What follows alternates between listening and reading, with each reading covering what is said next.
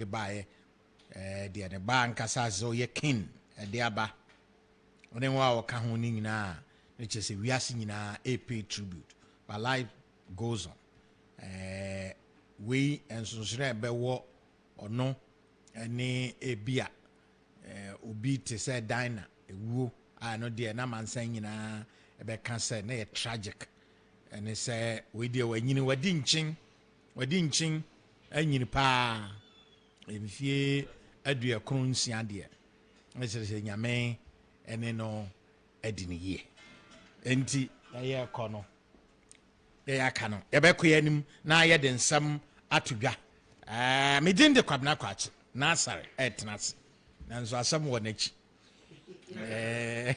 o trans na asam wo nachi na asare over minister of Greek edi o makasa manfo abaha.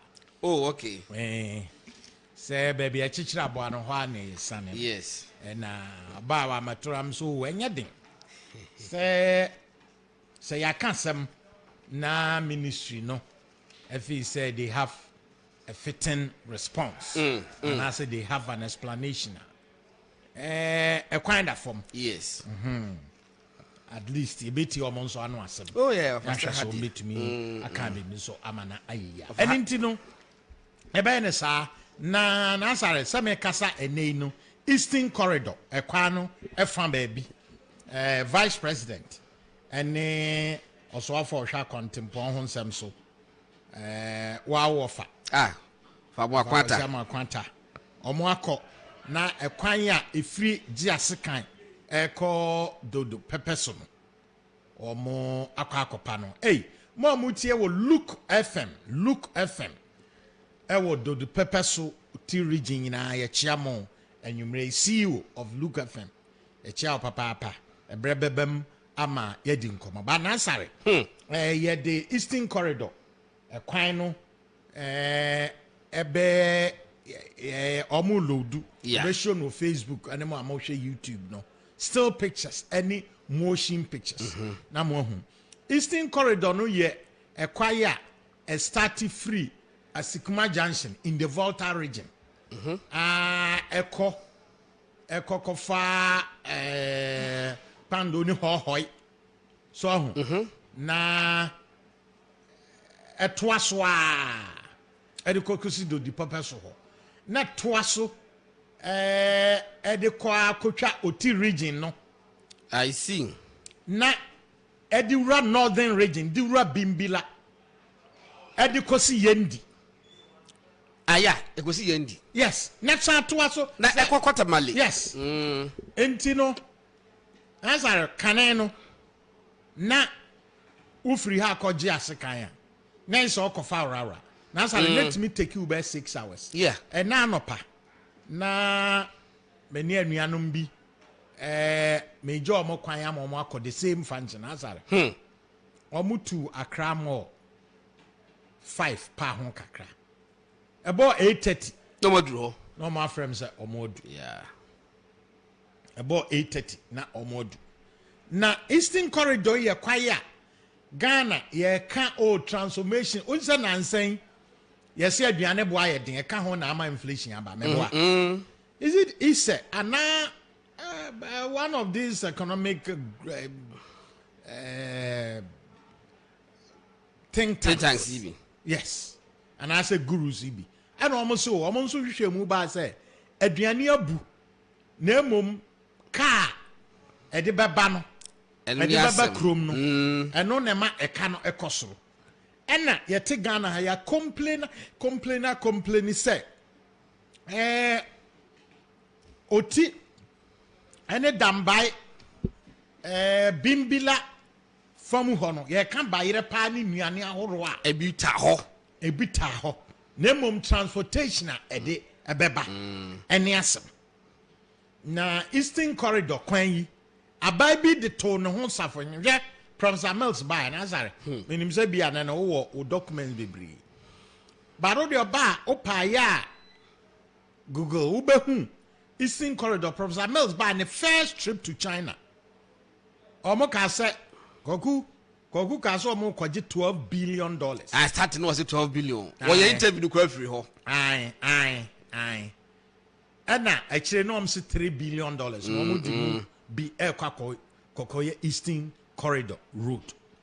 Na asare yede ya no ene kan sa actually ya Professor Mills wu ye no ya wa ha na Jomama ede Kanazoi efri Burkina Faso ba na obetan contract asare nya sika kitu kuma o over $200 million.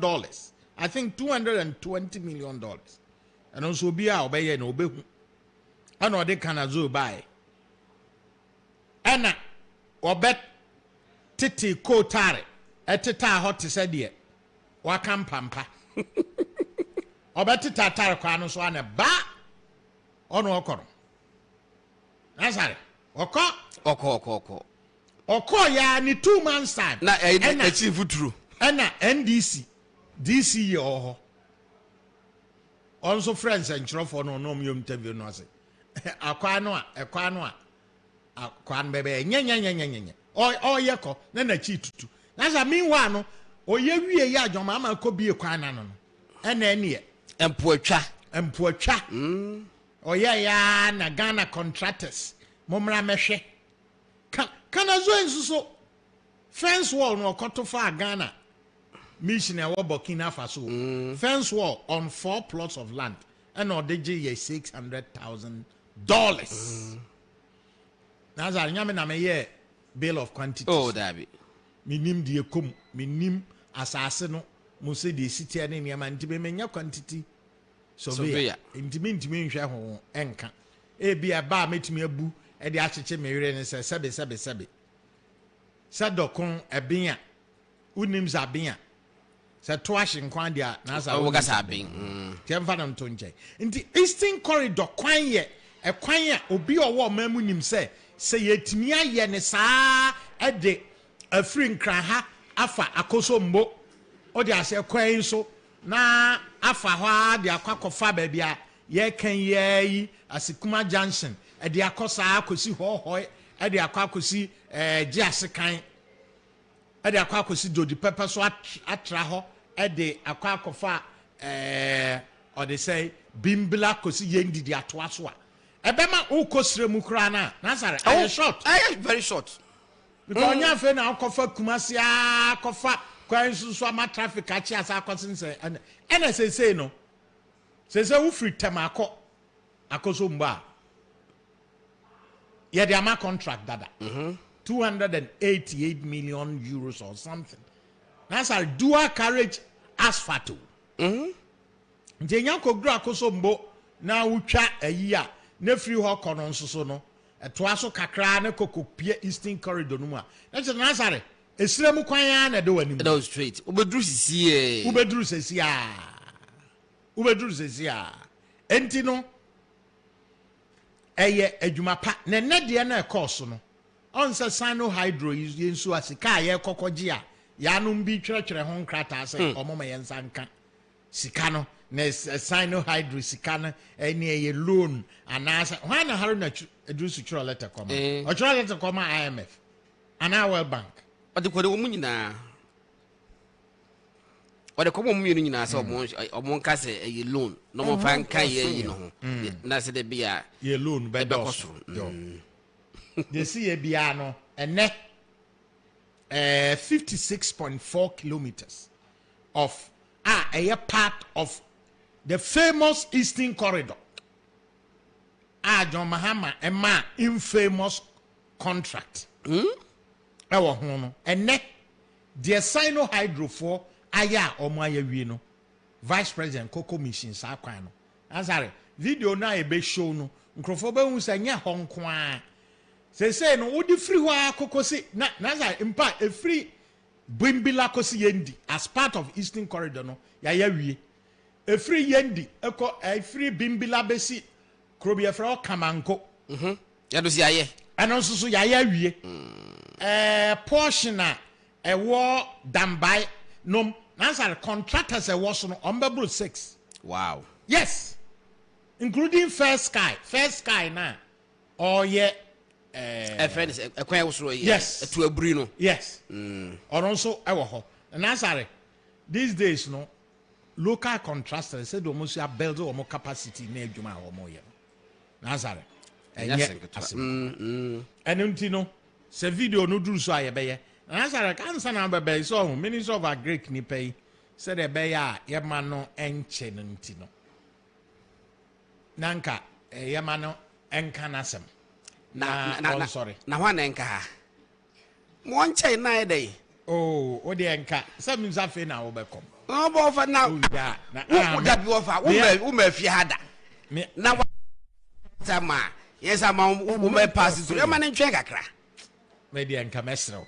Me actually sponsors we nothing. Me man and canasem. Asam petty and matter of our concern. Some wa. Now some what they are nature is a bibium. Another fast say, Obe or Cano or no best state in the partner. Now, as an anxious assembly, I can view. Oh, there be. Anti-balling point 2 free Oman 107.1 FM, Ash FM, Kumase. Na aja former president Mahama so say IMF mami wan kasa wie onim facts na o kasa Okujato the aeroplane repairer oh the aviation expert the aviation technical person and also so wasa kan museum say the president took an wan kasa dia na inamum say the be obenya ne facts yie eno ni asem and the other can for cocoa milk amount a milk in free animal product mo a plant-based milk and a diaba iron calcium potassium nene mapanyina e in fact se ope milk taste e wo duane mu wo bra so you lactose intolerant emfa or how be amawa and only cocoa milk a sugar free a protein free a cholesterol free, a GMO free, a soya free. Just say a milk, a free plant more, ya sonne so ankasa. GP1 herbal beverage, a draw a di share nipaduana and what boost immune system. Ama nipaduano organs, here's an in wadina, a tumianya wading, said a fatter. GP1 herbal beverage. Covered by in a bintam kase say ye nhia droway ama na amaya hoden enka your system no break it down ema de ebesi but with GP1 herbal mixer no we can show say honam dua no ebenya hoden sanse immune system be boost ama be bia o ye no watimi anya hoden de aye awosu nisas boutique omone boutique a din kase pa wo Ghana ha obi a ope quality near my leather shoes, leather bags, sandals, slippers, belt, Italian leather shoes and belts na kan ho asem de obi anim so be kwa ho students be de afi wo pe designer perfumes na oil perfumes the best of perfumes in the world no e ho na wo call wo pe entare papa shede asiesie wo ho de wo be hye na se kaki ni polo shirts ni ade nyina wo students boutique ne ko African wear bubu katane de akani nyina no bekwa wo students boutique asoye na so akwaje odie give us scientific herbal center my in Rumiansa give us scientific herbal center my give us power capsule ememedru give us cool capsule etu koko ni ayi give us herbal mixer etu malaria typhoid na afi wanim so ato a ebe mo atimi adidi enre nyina ka ho na anwumre omobo ya chiri dom plan cities extension project and I come for the amount cities and habitat for na diaba cities and habitat for chere say e betimi no aye nhihye no mo asida ama no mo ama 25 years na ode atua ni nyina ansese so frɛ mo no ano mo tenase na mo ye nhihye no ntia twen enche ye the phone number no betudwa na otumia afrɛ anase Greater Accra ha no pram eye miocho pram Central University campus no ho na city and habitat for office so abetumi akɔ mo akɔyɛ nhihye no mo asi ɛdan no bi ama said wo pɛ no ya yɛ nhihye nso ama watua JK stationery ma amanfo nyina te asese omo wo stationery papa ton niema nkra di ko school de omo de twro a free exercise books. A customized exercise book. The kokosi pen, pencil, erasers, sharpeners, and yama penina JK for ho. And a woman north industrial area will be to me ako. Mwako to be a wo omo. Sauka kotofu a gu kemo ayafa when it's goil.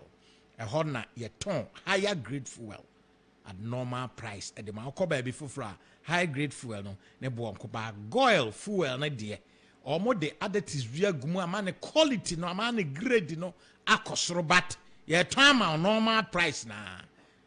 And for so they say bonjin who buy menjin to me to me ye juma kama.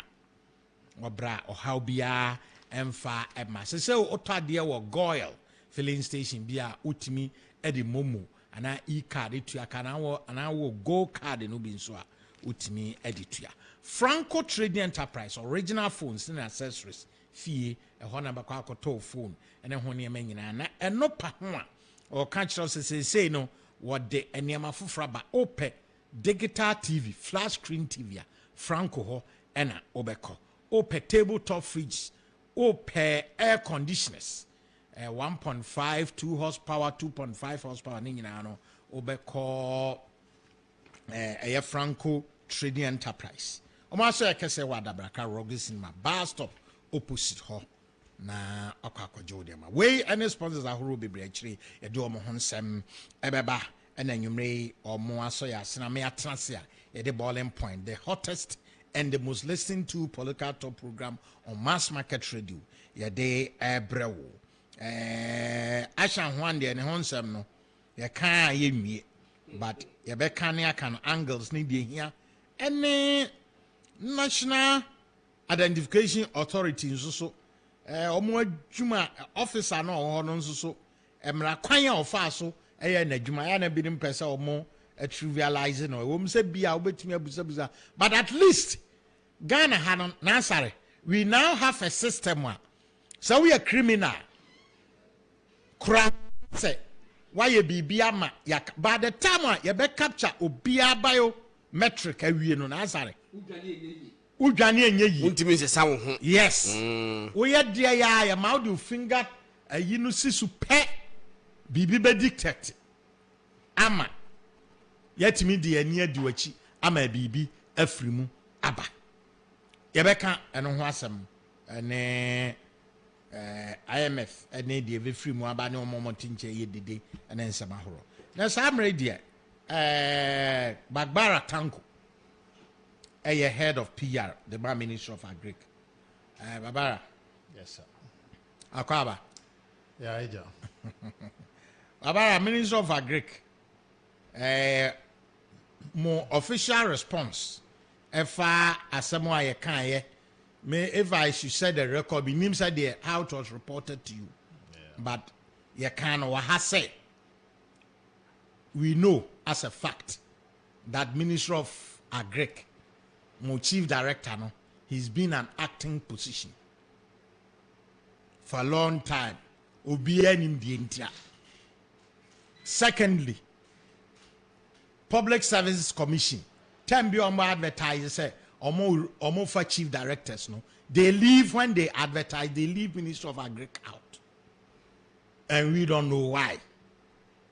Any other issues, but let's listen to you. At the end of ministry, no, Asma say also you should let the public know. Let's listen to you. Yo, senior way there, me that say, and opportunity out there, my chairman so me they can here with here for.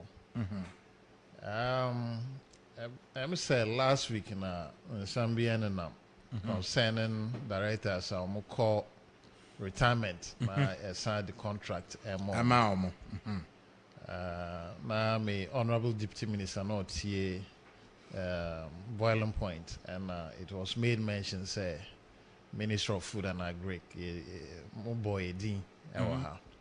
Yes, we did. And or Fred chief director say not here. And the church Mona, this man say, me Mecca. So for Minister of Food and Agriculture, Mr. Educated a TF4 kakra. For every civil or public service outfit, there were 4 line directorates. One, FNA. Second, HR. Third, policy planning. And the fourth one, research, statistics and research directorates. Every outfit, government outfit, were these 4 line directorates. Near Akano, what we call the technical directorates. Chuba Mufa, there were crop services, there were engineering, there were extension services, and any animal production, and any they constitute the technical directorates. It is so offer an administrator ekohwa he's unable to deliver, and nam say purely technical. Into Nyowo Nimdie in the crops area, never had the crops directorate. So in 2018, and the chief director at Bayern, Obano, he came in the capacity as acting chief director with additional responsibilities as F&A director. That was he already? He was a director. Director at which directorate? Oh, or started free Northern Region tour and no, man. As a timer, immediate as a timer, or call as acting chief director. No. Yes, Minister of Interior, and I didn't call it. Okay. And from there, he was brought to the Ministry of Food and Agriculture. Okay, you there may partner and say so or Zoom headship of the directorate, no. Wazumu FNA and the acting chief director at the same time. Yes. By his appointment to the ministry, acting chief director with additional responsibilities as FNA. And Nam say near not over acted in the same capacity until he was taken out and reassigned to another ministry. Emma on a new one. On only predecessor. No, yeah, director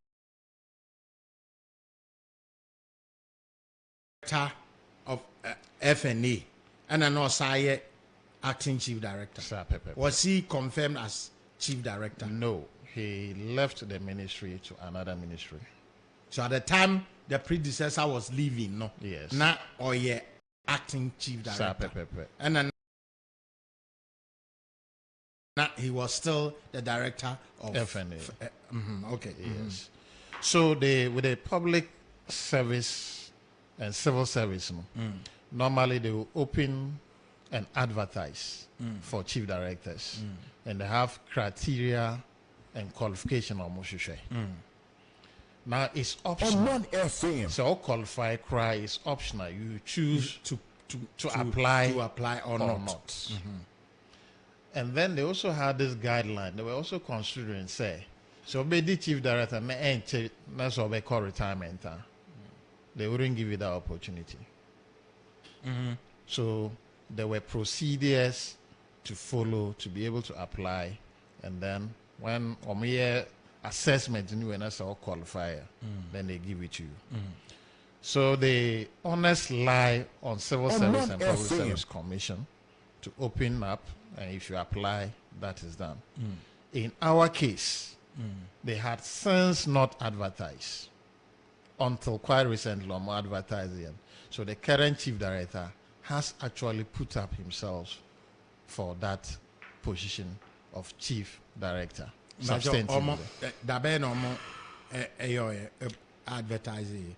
I cannot specifically mention the date, but in Chebia, then he has applied, submitted all the necessary requirements, and he's got the invitation for the interview and assessment. Besides us, every year they assess them, and he's always assessed. His performance has been credible, and Nam Santi, he's been able to deliver on the job till now that he has put up himself for the substantive position. So that is the case at the Ministry of Food and Agriculture. Now, in terms of contract to directors, with Ministry of Food and Agriculture, technical directorates, you will animal production directorate, and now the planting for food and jobs policy, IA rearing for food and jobs. The director then was very instrumental and a team leader for that program. So, occur retirement, and then a case was made for him to be given an extension. So as we speak, he is on contract, which will also be expiring very soon. Besides him, how long was the extension? I am not so sure, but the extension was given in 2001. 2001, no. Yes, 2021. 2021. Yes, 2021. The extension. Omanfm. So he's still there in the capacity as director.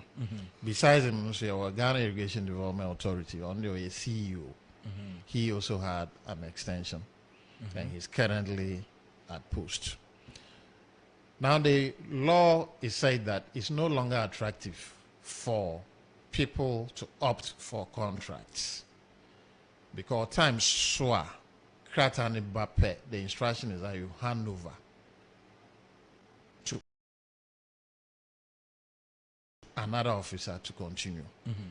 If we are interested to go for a contract, you then apply. Who applying, so there's no guarantee say the bema. Say the mawon so you are not going to be substantive head. Be the director you are going a step down. So you'll be there because it's your technical expertise here, but not substantively as a director. You're okay yet they are specific to Ministry of Agric, general, not the public service. So immediately you put up yourself for extension of contract, you can no longer come and be the head of that institution, or by you are going a step. But down. the moment you have technical heads who are supposed to be on pension, but who have had their contract extended. Yes, irrigation CEO, for Ministry of Food and Agriculture, it's not today. 2021 or Munyasa extension. Yes, so they are at post now. Besides them, you don't have any other director. Okay. That is But is it the case that you can't be no correct? And now say you want to offer explanation as to I'm only offering additional information to Nia Mukayan. Say, this is the situation at Ministry of Food and Agriculture. Now, is it impossible? Is it impossible to have substantive director FNA who is because director be a report to the chief director? Yes. And the one because Ministry of Agriculture you be under this government budget are papa. Pualugu multi-purpose idea can Ministry of Agric betiwum. Yeah, and the Ghana Irrigation Development Authority. Ghana Irrigation Development Authority, huge sums of money. Oh, they said there are specific projects. Rice growing areas. More irrigation projects. And the planting for food and jobs. A lot of fertilizers. Any inputs. Fall army worm by more a lot of procurement any other. Why is the chief director still acting as director FNA and accounting to himself as chief director? I mean, why? Meaning, say you like this, you are not, and you may not be able to answer. Are you in a position to answer this? That is why I'm here. You see, he came in as acting chief director with additional responsibilities as director F&A. But okay, since then till now, is when they open the opportunity for them to apply. How long has he been in that position? Since 2018. Acting chief director. Yes. Director FNA. Yes, exactly. And he's been assessed every year. From the head of service, a team comes around, an assessment. So this is when the opportunity has presented itself, and Namsa, he's been able to apply. And then he's just waiting for the final assessment, the appointment as substantive chief director. That is if he goes through the interview, yes, and he makes it. Yes. Okay. Yeah. You say the work on it is for the information, or is it for the consumption of T4? But offer who say a question back you say FNA what report to mine director FN is a chief director, right? Because I can buy a chief director and FNA so FNA no very report to chief director. Sir, because organogram no. If you consider the all the directors report to the chief director. To the minister. Yes. And as you say now you have one person since 2018 till now occupying 2 positions no. I want the NTS no. Say on all that expertise with my FNA and at the same time chief director. That's a question you see almost started expansion of the ministries. No? Yes. All the other new ministries and here chief directors. Yes. There are very few in the system. That is a fact. And a civil service also has suspended the appointment of chief directors. Since then, Oman it is purely a decision from public service and then civil service. Not to appoint new chief directors. I don't know why they didn't do that. No for problem. This period. But the opportunity has now offered itself. But what about FNA? Say if there's a year on suspension now, say I suspend the appointing new chief directors. Me just sure say there's a ban on appointing FNA. And I'm a boy. So my main can say with us, Minister of Food and Agriculture, we have a peculiar system. Oba FNA na we have the finance controller. Into all matters relating to expenditure and its BBR, finance controller in charge. He's being posted from the controller and accountant general. And his grade is equivalent to what? A controller. Okay. Into on the taking charge of the finance aspect of the administration. So what is left is now the coordination of directors now and then in turn report to what? To the chief director. So the work there left now purely a coordination of administration, and the chief director has oversight responsibility of that. Since there was a direct link with the aspect of the chief director, I better say a Jumano is almost the same. So in that capacity, he has a and then I'll be combining that too. And that is how it has been. Now, Ashanti Regional Director also is on contract. Ashanti Regional Director. Look, they are under Ministry of Local Government Services. Civil Service. Okay. For Regional Department of Agriculture to the District Department of Agriculture. No, they are under the Local Government Services, Omanfm Civil Service. The fact is that those days, they belong to Ministry of Agriculture, but they've been decoupled. And that tradition has stayed until mostly a lot of people still believe, they are under MOFA, okay. But that is not the case. It's the Animal Production Directorate, yes. Crop Services Directorate, Policy Planning, Monitoring and Evaluation, yes. Internal Director. Are they all on contract? No, not at all. and American. The whole Ministry of Food and Agriculture, there were 2 directors, they are on contract. Director Animal Production Directorate. Animal Production Directorate, okay. CEO for Ghana Irrigation Development Authority. Omo Kano are still in active service. So I know Directorate of Crop Services, this year he is due for retirement. Director Policy Planning is due for retirement. Yes, or substantive one. Yeah, they are substantive directors. Crop services were substantive. Yes, substantive director, yeah, acting. Okay. And then Statistics and Research Directorate, and so he's also due for retirement this year. Okay. That's the situation. Is it also true, say, acting chief director and then acting F&A? Is it true, say, we were more than 6 cars even if he? Oh, that be. It's not true.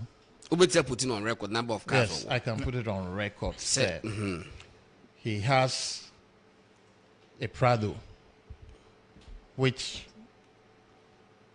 a buyer crying chair, I think 6 months ago. Okay. But before then, Ghana GIZ4 a chair, a Prado, white one. So that is what he was using. No, he's in his Zampa true. And I'm a legal director, no Nika. So he released that Nizam Patrol to the legal director, and OUC GIZ4 Canon the Beche and no Prado, and that is why he's been using until recently Prado issue a buy. So on record, he has 2 official vehicles. GIZ forecast and one GCAP forecast, Nana. Dabi. Now, was I with GCAP forecast? Nearby in a Prado is government registered. I don't know, say free GCAP, because GCAP is a project under the Ministry of Food and Agriculture. That one I cannot confirm. But I can say on record, say 2 vehicles. And but Ubetmia denies say he uses a GCAP car, a GCAP project car. In fact, it's a Land Cruiser. A Land Cruiser. Dabi. He's not using a Land Cruiser. Okay. He's using a Prado, a black color, and then a white Prado from GIZ. Before then, no, he's in his armed patrol. And that is why he gave to the director in charge. He doesn't have a saloon car? Dabi. Only saloon car. Only official saloon car? Dabi. Okay, so he has 2 4-wheel drives. Yes. Okay. Answer. On said then Akonya so fa chairman wa ha fa general secretary grounds so doesn't could be Ronzo ewo show no so Hobson was enti no Tanko yes yeah that's it na beno yes the obeka nyina no enya de a kire se ye no ye kan ye twa atro. You just came to throw light and to explain why he's still on contract. And that's why. All the best. Ministry knows so. Just like any ministry be a ejuma. Until whenever you feel obliged, say, this is our best playing baby chair. Our doors are always open. Why? Thank you, sir. Until thank you for coming. But yeah, master man so as an wafa. A master mumma. And son was fine. Yes, I don't know about 5 minutes to 11. You, especially Equiaformre, yes. And I'm honorable Drew now. Time our deputy minister. So on time, I know what to be back. Sad Greek, dear, no more. Nemo Yannis can try. So, now say the thing is about objectivity. Yes. And yeah. Yeah. So I think that yeah. Yes, I say. Okay. Madam, Tanko, thanks for coming. Why? Welcome. Thank you. Okay, so Bagbara Tanko, head PR Ministry of Agric, and then exchange. Boiling Point Oman 107.1 FM, Asha from Okumasi. That's right. Over. Young Queen. And Zana Chama Bana General Secretary. Oh, now we cramp put the of a because when probably we bear 5 years later. Vanna boys or man now more per mobile the aquarium, sa. Let me rap papa. and then me ra who busa na adan ya no on kasa adan ya no abo hini poporo din o hini firi mu ye me ya na ma kan na mamu ye me fe ofan oda ko si bia ba ro akomezi na Queen Elizabeth kwa woko no yem se ewiase nyina eya abrɛho sɛ but ni gisɛm so wom sɛ at age 96 die mame no yem se nyakopo hira no papa ɛna wo hwɛ se de wo se conduct no ho so fa ewiase nyina so gitum sɛ mame no conduct no ho ye papa as Queen of England and now was head of Commonwealth no o ma panyi atro krata e de akokoma wo mo se Commonwealth food na yenka fra na o me shedding na bushafo ni na no for lessons bebiro mu asi etimi sua efe na lessons wo bebiro asi etimi sua se eneye ya mami free mu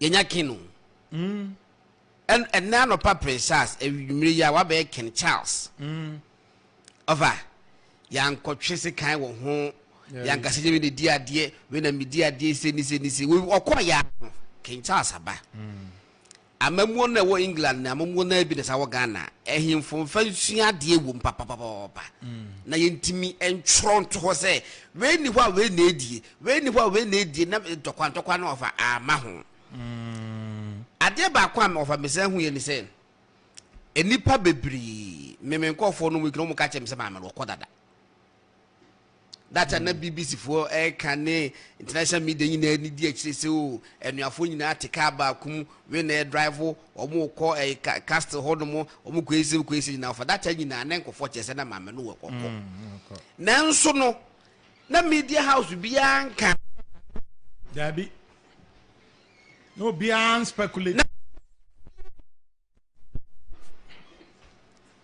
They respected the wishes and way of the the right of the family. Yes, and yes. Well, yeah, omo this year no. Omo na wo ho kwan say. Omo de tuja. Amanse nyina amane. Se maame no wawu ana otiase. At least wo tie bia wo betumi afa wo ho adwen wo tie. Yes. Na mom say a responsible media house bi. E de beto thing. Edi ka di dimirika, e de aba beto abonten. Die. No obi am person be yesa. Over me nya opportunity no obi ahia. We BBC reporter. Yeah, why reporter from Buckingham Palace for 29 years. Yes. Buckingham Palace wo. Eti asempie beto mo Buckingham Palace bia wonim. Ene esi ye obi anka na obi an speculate po say ebe mamenda bre wokọ eti say ne ye twa for confirmation po. Omo twen ya mabusan de beto abonten. Ene obi ya eka bi. Efe ekire obuo.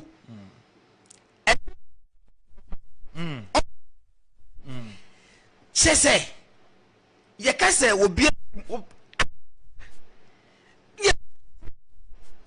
ni atro ni ya tweet ni ya say ni ye bewie no eso ni yati news offer enchirebu ye no platform be na me wo so na obi eso ma the same observation abra na no a o wono wo ye queen Ghana. There is no king in Ghana and I'm saying I'm so yes there is no king in Ghana. King or queen asemu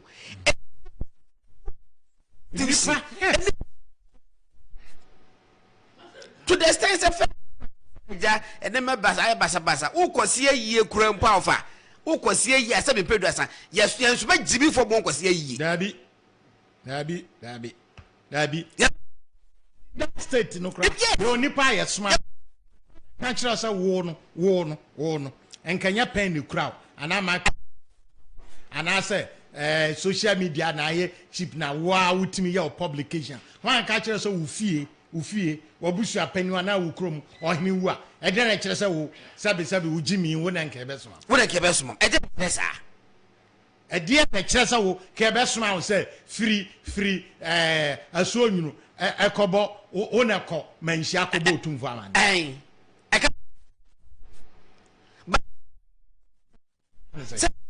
okwana akakosi no so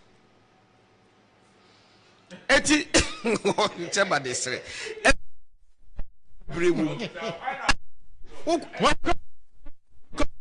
munyansa ni nyina wonhu nyansa kra go bia yesi hwan hene kra wo ho ene sese na you ka wonim procedure no kra obe of a procedure won go hu procedure wo ken odike ekokika ni se nhunu no ayi radio station ko so mo kwa pache omo kwa no janto ahene wo ho ne ada do man si obi a so e no mo akọ straight nesani aka sama bansa pan eto mo cha pa no ma na nkofo bi ti se yes o ma bansa pan do mo pese mo je se o mo bo mo afes ka ma ni for mo ko ye no e cha pa ne so mo jitu so na ka wo ko si hwan so okay e kro man e ken etika wo nanka asemasi ne ke soma wa e ka du keje ti aka ko si hwan so se de unyansa level yi ka me na maya ko fa playground akra bi kra fra wa show so baby ama o de akwa kope atwumu cho ba baby enti bridge dia bridge abo na so no yes baby a ye wo structures yes and procedures even a hona ubetimi give say na media freedom na hwan a hona esua free a hokra ye de respect emma institutions and process and procedures yeah we are how many hours na take ama abusuya na nkasa na omo aba na omo issue omo statement fefe na obi a wa share no now the so history bia wo historian papa bi o media house wa ye ma me no ho history kama na mo de ko enwa no of and me said that ain't we put the say for e was saying no na na ya wo ho e brada na ye ka asem bi wa na ye ka China for bi asem company bi na ye ka China company ye friend Big Stone company limited ya China for me no ye shareholders ba ko atu kwan na ba ko aka wa ha no kuta 50% shares no wa fa kwati kwan so akọ forge signatures akọ change shareholding structure of the company offer ene na say ama other party no hu akire or the court ama court that prove say reverse say aka say niam forgery bam ama me dase say forgery bam it is a forgery mu dia ye twa ye num and registrar general and making sure say no original shareholding structure no omo revert ye man entina ho no na secretary no so oba ono se man entina ho no na enkrofo no a o ma beti company na boss no o mu free ho no mu fa company ni bibia na wo mo na mo a o beti ma so nkoye adwuma e wo site ho and also go ruling of and also ruling no na ba ye na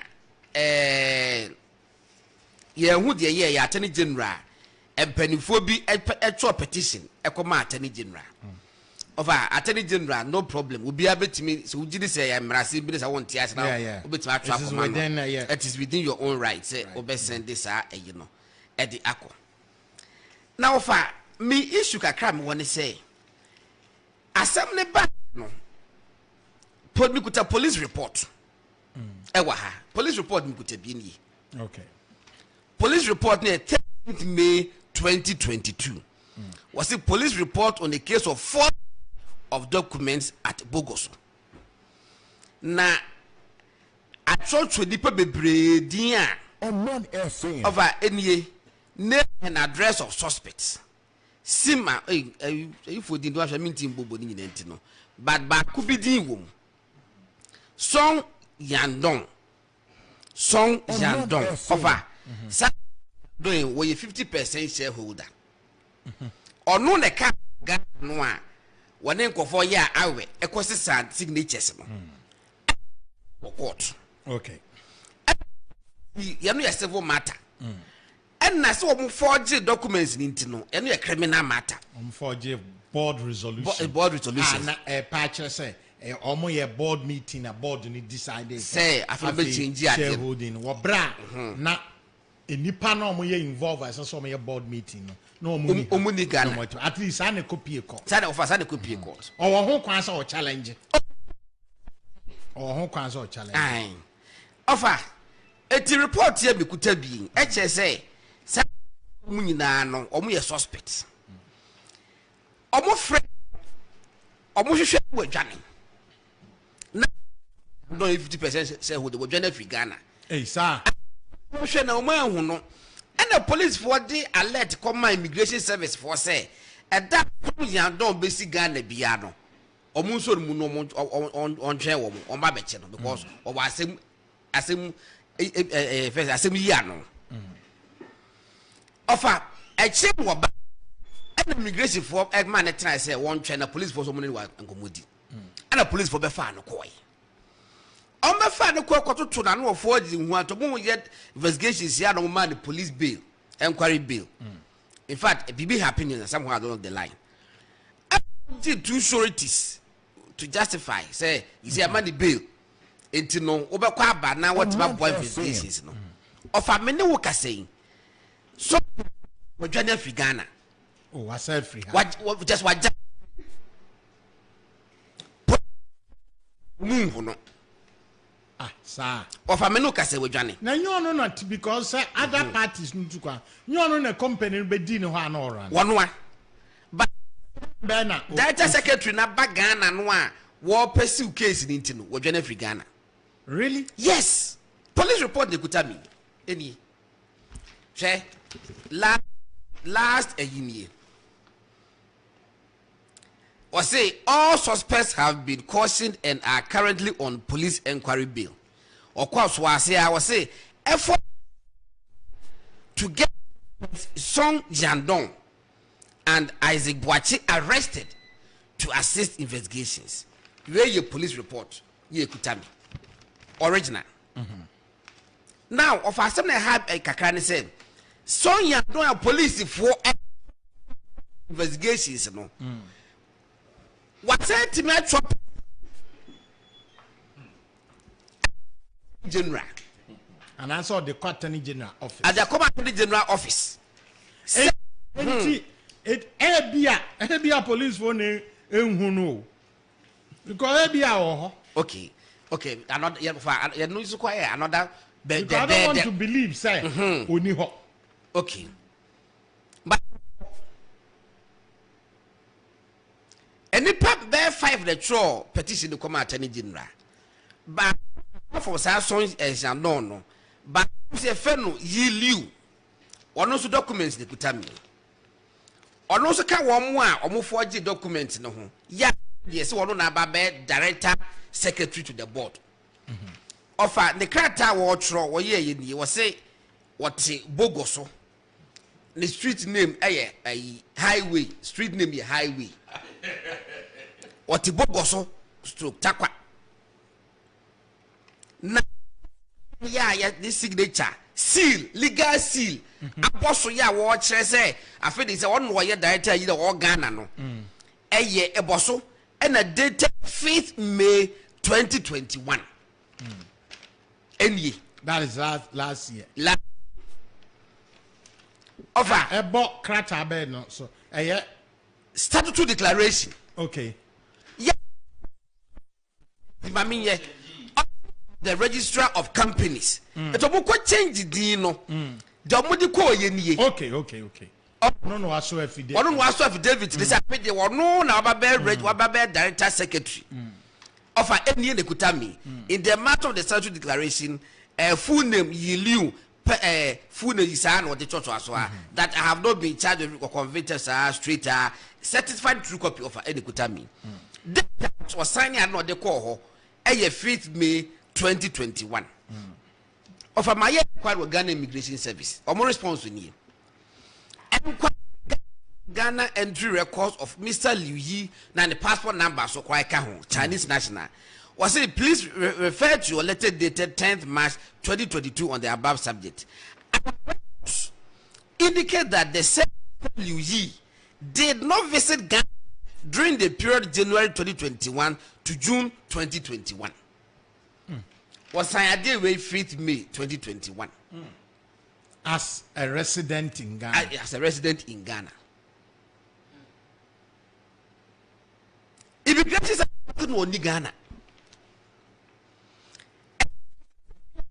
And it is true. Ghana is not in Ghana.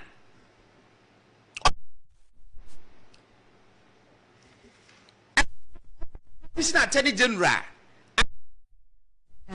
So no.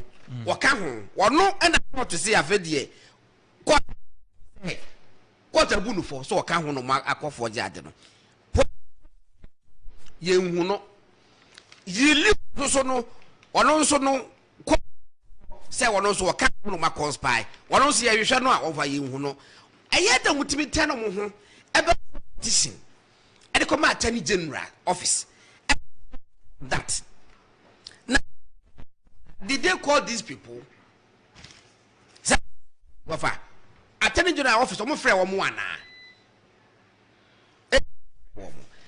No people say, well, Attorney General Nimus say, almost a criminal case via and investigating Oman as even a police for a show.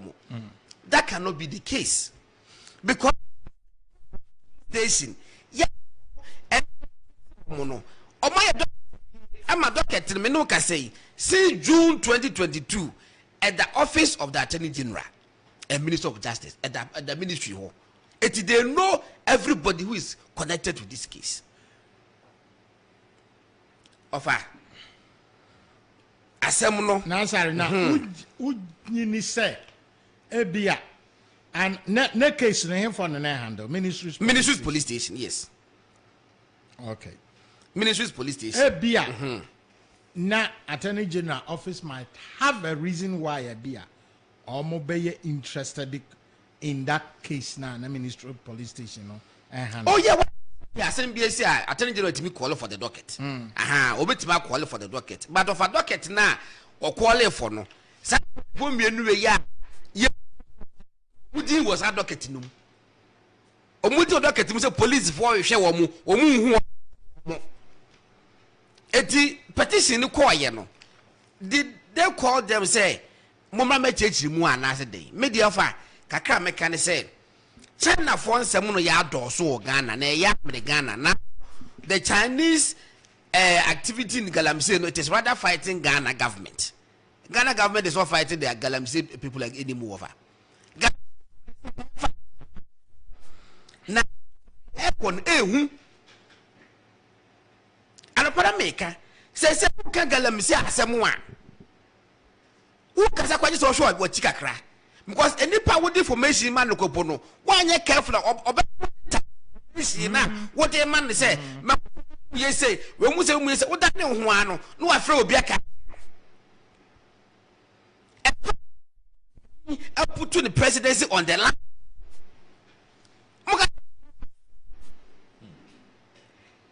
Muka say a small fight. It is what it is.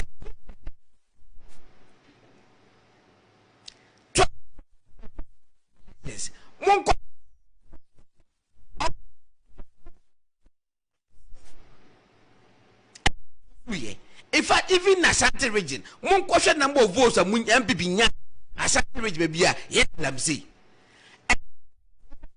Person must stop Galamsey. It is because stop Galamsey. Start you know you hey. Eti catch say am gas ye Jimmy.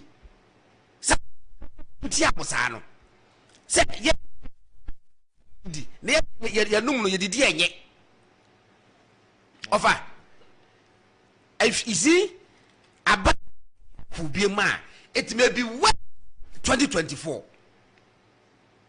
it will be wise 2024 the air corner offer enye fe but let's put it on record this particular case I kind in particular there omono galamsey or more documents na and whoever will associate with them no what they say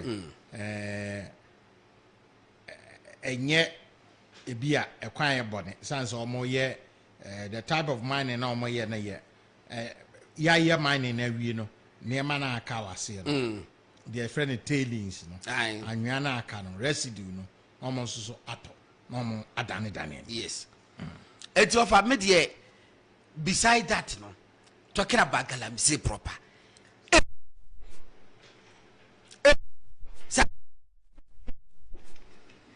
they see 2020 no a better wet I was 2024 to the extent they say well now who even knows the truth district commander yeah can la course no everybody obia when common enemy be at each no to the we see enti police commander edie ne besie enti DCE umfo buo kakra ma no a utimi oda won kra ye hankofu DCE na no dam kai ni akana ya de no dissect hey ye wenu your friend oni sro oni also oh yeah and it's about galamsey of it's your interest in say presidency Jubilee House Omuniste Kabia at also office of the president they offer a fake last I check because or he be party office party head office now free Western ho baby na aba na all cancel no ni krum ye de ayi or the saying car CB ebe ne nam ho asa stickers no be brave bobo sa stickers no be brave bobo offer ayenkofo na ye stickers presidency yes hey president Suman Koye Galamsey to the extent nyane nyina na yeka eye offer a hadwin obekọ villages ho no now offer say be previous mo fa cheme wo hu obi hu pa techa was free V8 V8 muso be free atecha won hu na ka wanimu office of the president eye there sticker bia office of the president we need roadway we need insurance no dey namu police commander and crofon so mo ye yes ade corridor no offer me say na no me kom papa mo ya de mani padi house me kwa sonyu me kom papa krum tu galamsey o peska ya ndi mu nya bi da mu nu ba bi ameja o sonyu tu galamsey mu nya ba bi ameja me ko mutimi kan galamsey fo wo ho empanifo mo ka se ba ko akokoto cars 5 bi ka mu ntumi akoto 5 at a go akoto 5 at a go na wo ba no na mkwan so a police ni obehunu won ka wie na echo ba bi obehunu bia chale na je say no use card ashe ne say no kwa the baby offer we are living dangerously the government is living dangerously. Besides that, no, Ghana men in as of we are living dangerously because say Galamsey the Twaswa, and so and they turn 2 cities. Yami at my church, we touch on 5 cities. near 25 city at the Quabessa by being talk. Any person who your home book, I can't mamma sikani brene ha esotododo esosododo o ma infiltrate bia ko se bia ofa yanko yanim yamfansia azara yamfansia nya yancha onabo hakma uso ajma yanso amana ma yakobim ene Ghana man achiro do papa nyina kokoda odo chichire no ofa kwame chichowre e ma yakọ ene this course no chesa wonso wasummen wasumpem ansare yes obi akọ ho MPP for other political parties nyina omo chiro do pa sorba pese mo membo bobo bia di da bia nkobodin ye ya na senti be gina ofa kwame enem ne ade obi ase eyi no nso edoso on say weekend bi da so ewo ho weekend ye na wo ka achimchia aha na chama mo aben ma me de no ekoso no yes achimchia enti nyame adoma memne da ono se wa kuja no na o se de ana Mr. Joseph Sian Japan Zoom Lion anso ne papa yi no anso because Saturday was State House. I was for Matty the remind the no I was a bad man over waiting now or remind what you say Matty say you can't documents and was a bad man remind you be that say what the before Atumuda a year who did or reminding you now on the fingertips enti no be ne sa na so a year walk my own weekend abusia pan back Mr. Danso or your engineer tete you for mechanical engineers I don't know it's na or right hand drive car bi oh yes I'm saying a Peugeot na esawo na Dabi na ono ano car na to say ya obe fix he's the first person about obesi fancy cinema house our command those na electricity ni ho to generator na esi ho na openi our bonobra kama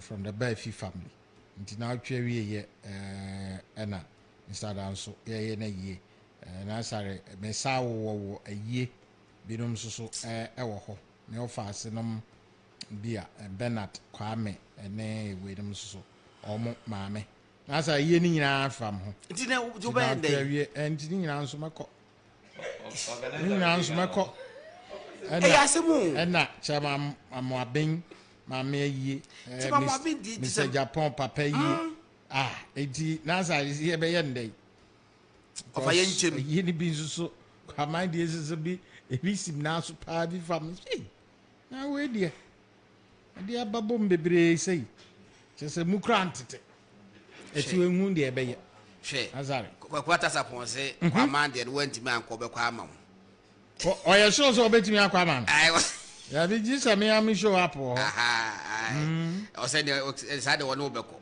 okay eni eduru ho a onya yi na ya na mo of am kwata se hwe first ke Friday say wo ko Kwame ya wo ko fa Kumasi pi wo fa dweso asa kofa tek no ne bi akofa gaja nsa akopim no asa akodi tafo ene pankro no ne ahwanom traffic mu ene etwa ni nyina ye opa obefa adwoso opa udul ayi or the saying Anita afa ho afa dwoso afa dwaben uduru ho a opa ofa left a no akwa akosi mampon kwan no mu na no akofa mampon opa nso a obefa fafijasi esikumawu na woko open so asese uduru asankare janse ofa writer na asara kofa bompata high street oh I know this is sia no uduru agogo uduru agogo at 25 minutes uduru kumawu a 7 minutes uduru kwamai yes say wotwa kwan no we ni nyina kufuado wow na kwan no hoda but asa be ye no foforo Yeah. ti sa wo free or the saying wo free asankare de kwakofam kro bebre ho kro fa wan wan nom de ya gu so foforo Jabe kwan so de o ma no fast. kwano nso wani mu Last be yakofa o trunk roads no dia trunk roads no kwaso asante man Barnabas Momrana Eastern Corridor Road no Yeah. Yeah. Yanyo Sabam Babibi Mra On me commission na say on. Dabi Hey, on ma commission in there. is you are living in the past The minister commission eh and some portions no doors and then baby I just sign no high yeah just kind to the purpose asphalt nyame no krani mire atwa mu in a decade na ye kwan we de nyame se kan na nye ye bebe edi dwa ye ho na ben it take us hours ansa na ye nya go dija ahani kajebi is just a few minutes na kwa du kajebi but you take you more than 2 hours 3 hours ansa wa du kajebi ni kai ende miya meni na ye campaign during 2016 election na ye ni campaign in the then to yendi so different bimbila ko yendi Yeah. asphalt first class Wow. and you know mo amo hwe wo Facebook no mo behu se ene YouTube no se sia no mo behu se ekwan no efra se ba bia start efri no na de aha mo hwe ho gi asekan ekwan no se na netie Hobson I don't pa ba begina machi ana hwe in 20 we nanado eko you know adanse bi obetumi ama no aba abranti a okasa yi ono no eka said na in fact voice no there baby Jesus he nana convoy ni Wow. 2016 no on zade planet nana convoy ni 2016 Ahona na ko ka bobo bubum enti no ko fa on nan say aha Hobson ho gi asekan That's right. and Portion, I no. say NDC for mo wo voter hu say edura batwa yan kase party we ye wo meto mu sino hydro ho asem ba kurom ha no eye NDC for na twere krata e de call World Bank DB call IMF chairman on this issue yo say e masika no nyede Emma Haruna na chiro ya this box side issue a obi ton ya akode koma China defode o and never me am me over unya bi say me come region I'm telling you say me for the past 2 years me na me krom do ma seda Basano Hydro Sunjane town what for then okay you do me sunya that's one for Bibi because town roads no enye but near twere ti aye no se o benefit ye a benefit Haruna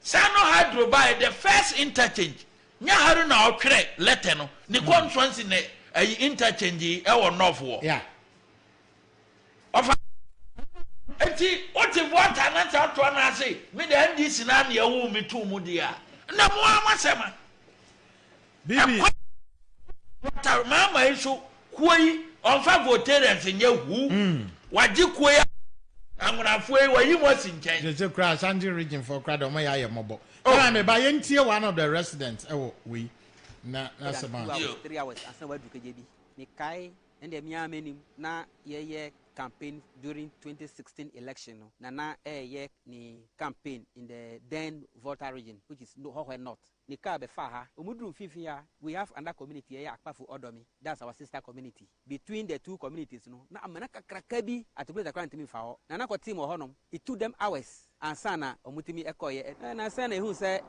ase abandi ufidia begu kwan so a omoye kwan no emretia wa sei omaye kwan na kodru Central Kofi sei yi de ufiri ha na ukọ Hoho ya achepa 3, 4, 5 minutes. Nti ye better abayanse pa se wa hwe aye kwan ya maye. Ama ye niam at least akwan to e free ha e ko ni say ni say nyina no aboya aye titia amaye.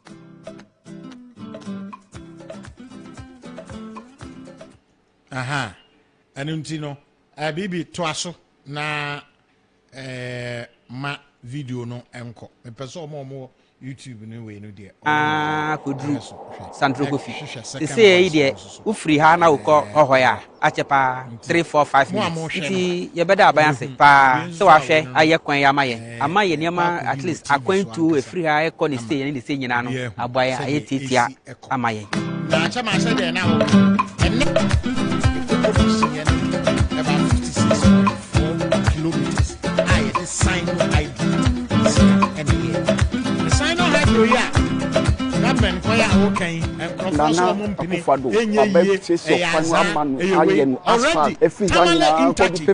first in car from Jasikai to KJB Crown, taking 1 hour, potholes, Yamma, so car driving to me. Now, so say the Carlo, Jasikai, KJB, or the 5 minutes track, asphalt, every Hanya, first in car from Jasikai to KJB Crown. Taking 1 hour, potholes, Yamma, so car driving to me. Now, so say the Carlo, Jasikai, KJB, or the 5 minutes track, and the cock in Quanta Honumina, asphalt, and Pepesu, until Nana Adan Papado, why ya to my papa.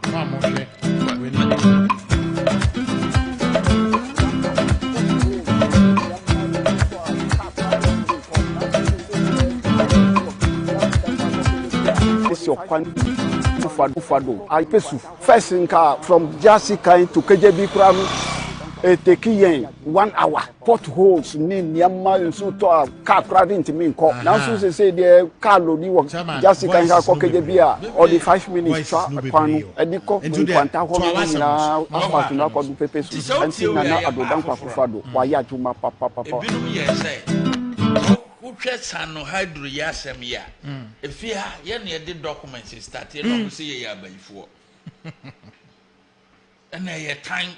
And not to the sense say, what to me in certain crop was say, a gun and the idea Dumana Mano and MPP are buying and per se a Ghanaian business because only a dear friend in some a year in box side you want some. In some manka.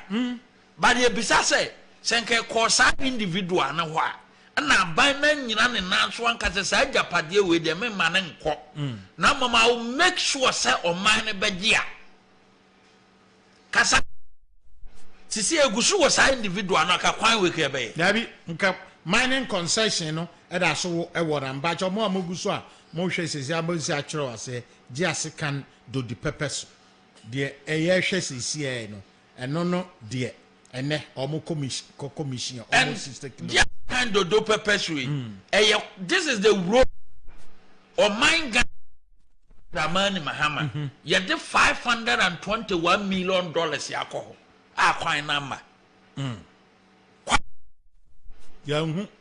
so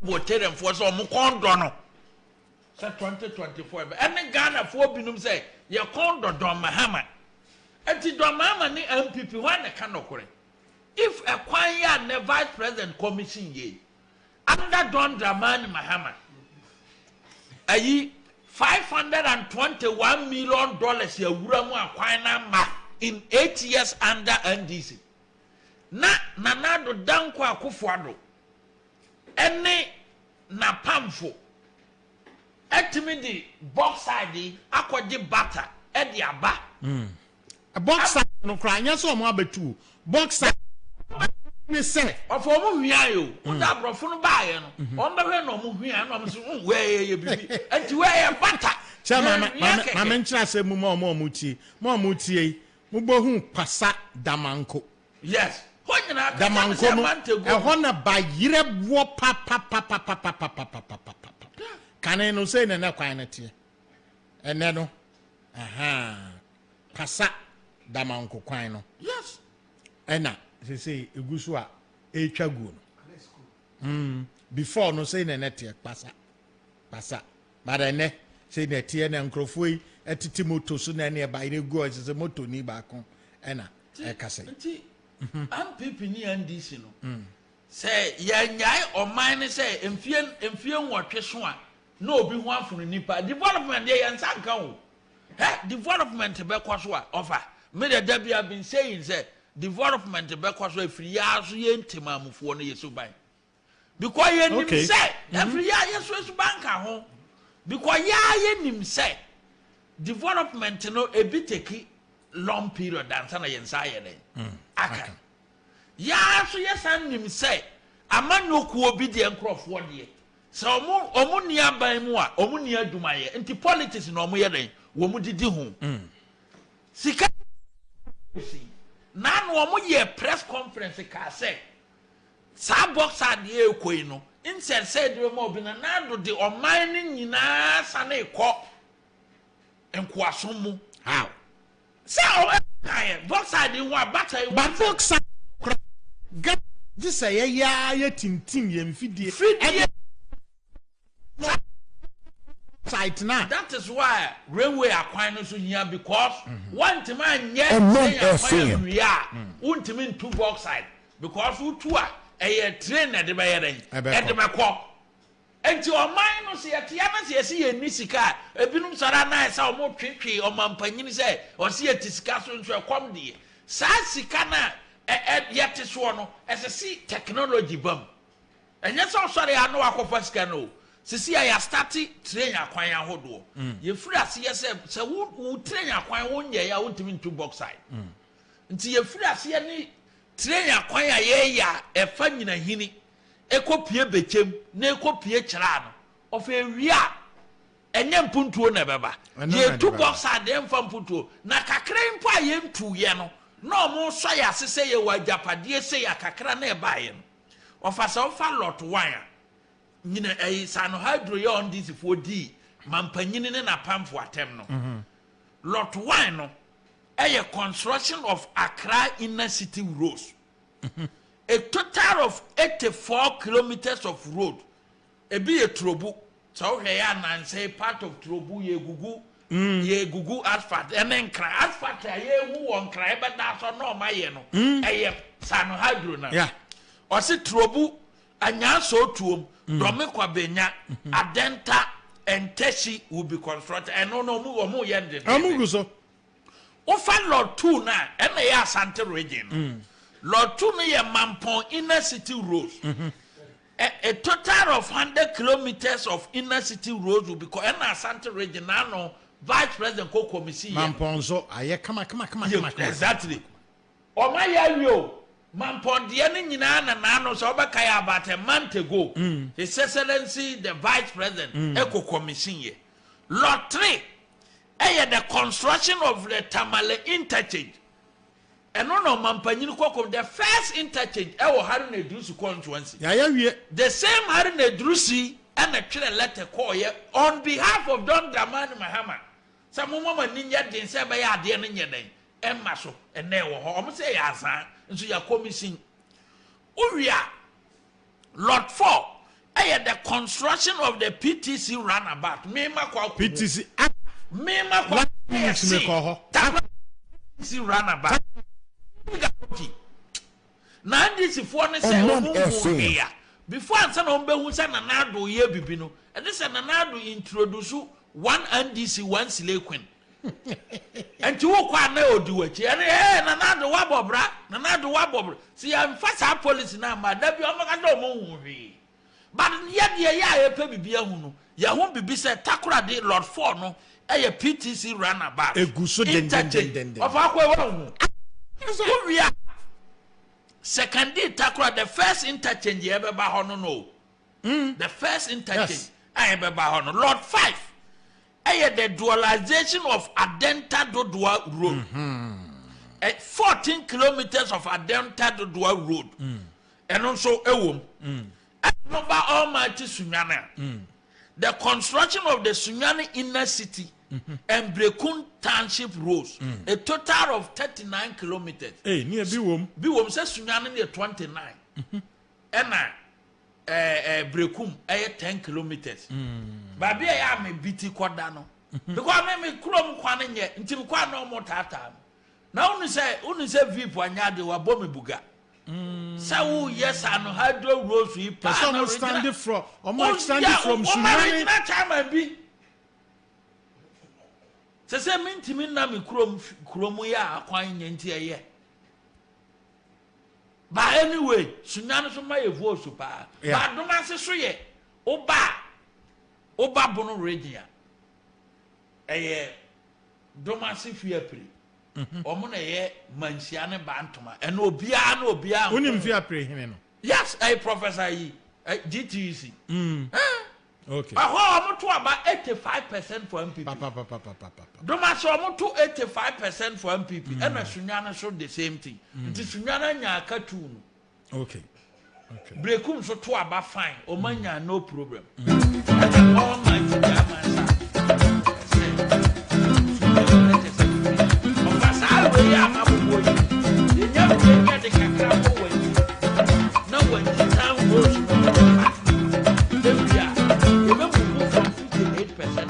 nyame nukrani mire atwa mu in a decade na ye kwan we de nyame se kan na nye ye bebe edi dwa ye hohoi ho na ben ye it take us hours and some ya nya ko di dwa aha ni kejebi is just some few minutes na kwa du kejebi but you take you more than 2 hours 3 hours and some wa du kejebi Mikai in the Niameni na ye campaign during 2016 election no na ye campaign in the then voter region which is Yoho North Nika be faha umudru fifia we have another community here Akpafu Odomi that's our sister community between the two communities no na amena kakraka bi atugbe zakran timi fa ho na ko team ho no it took them hours and sana omutimi ekoye na sana ehu say ase abandi ya be go kwan so a omo ye kwan no emetiwa say o ma ye kwana kodru sanfo kofi say de ufri ha na ukọ ohoya achepa 3-4-5 minutes ti ye beda aban ase pa so ahwe aye kwan ya amaye niam at least akwan tu efri ha e for the stay ni se nyina no aboya aye titia amaye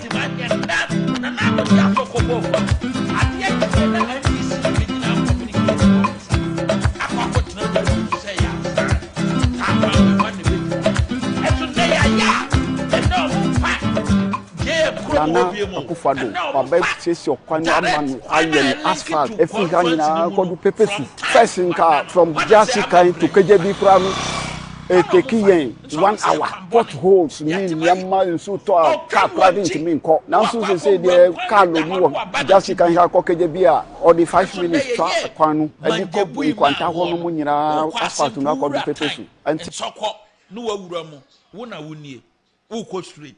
Enti adwuma na nkasa development na ye ka no ene ni o ebono region say ho abato nka enye dene na no ye voice ko fa ma kwan eye den eso ka ho ene ade nti enya ye akwan kakra ti se German South yetimi ye akwan na adodan kwa Akufado wa ya adwuma papa ye pa voice no kakra ani ko so ma ye na so no ye nyama omo a presidential parliamentary na 50-50 but the presidential nationwide na ye toso miensa ye nya 58% until ye pe ye call the next election na za kwan we yetima aguma ye na ye ko ye nim no tuturo odoma se tan rosu ni de ofa ehu okay say no MP doje okontimi nkoho because of the tan rosu if a cabinet minister doje Omanfm ofa ehu ba kwan pa ana ya bobo so yi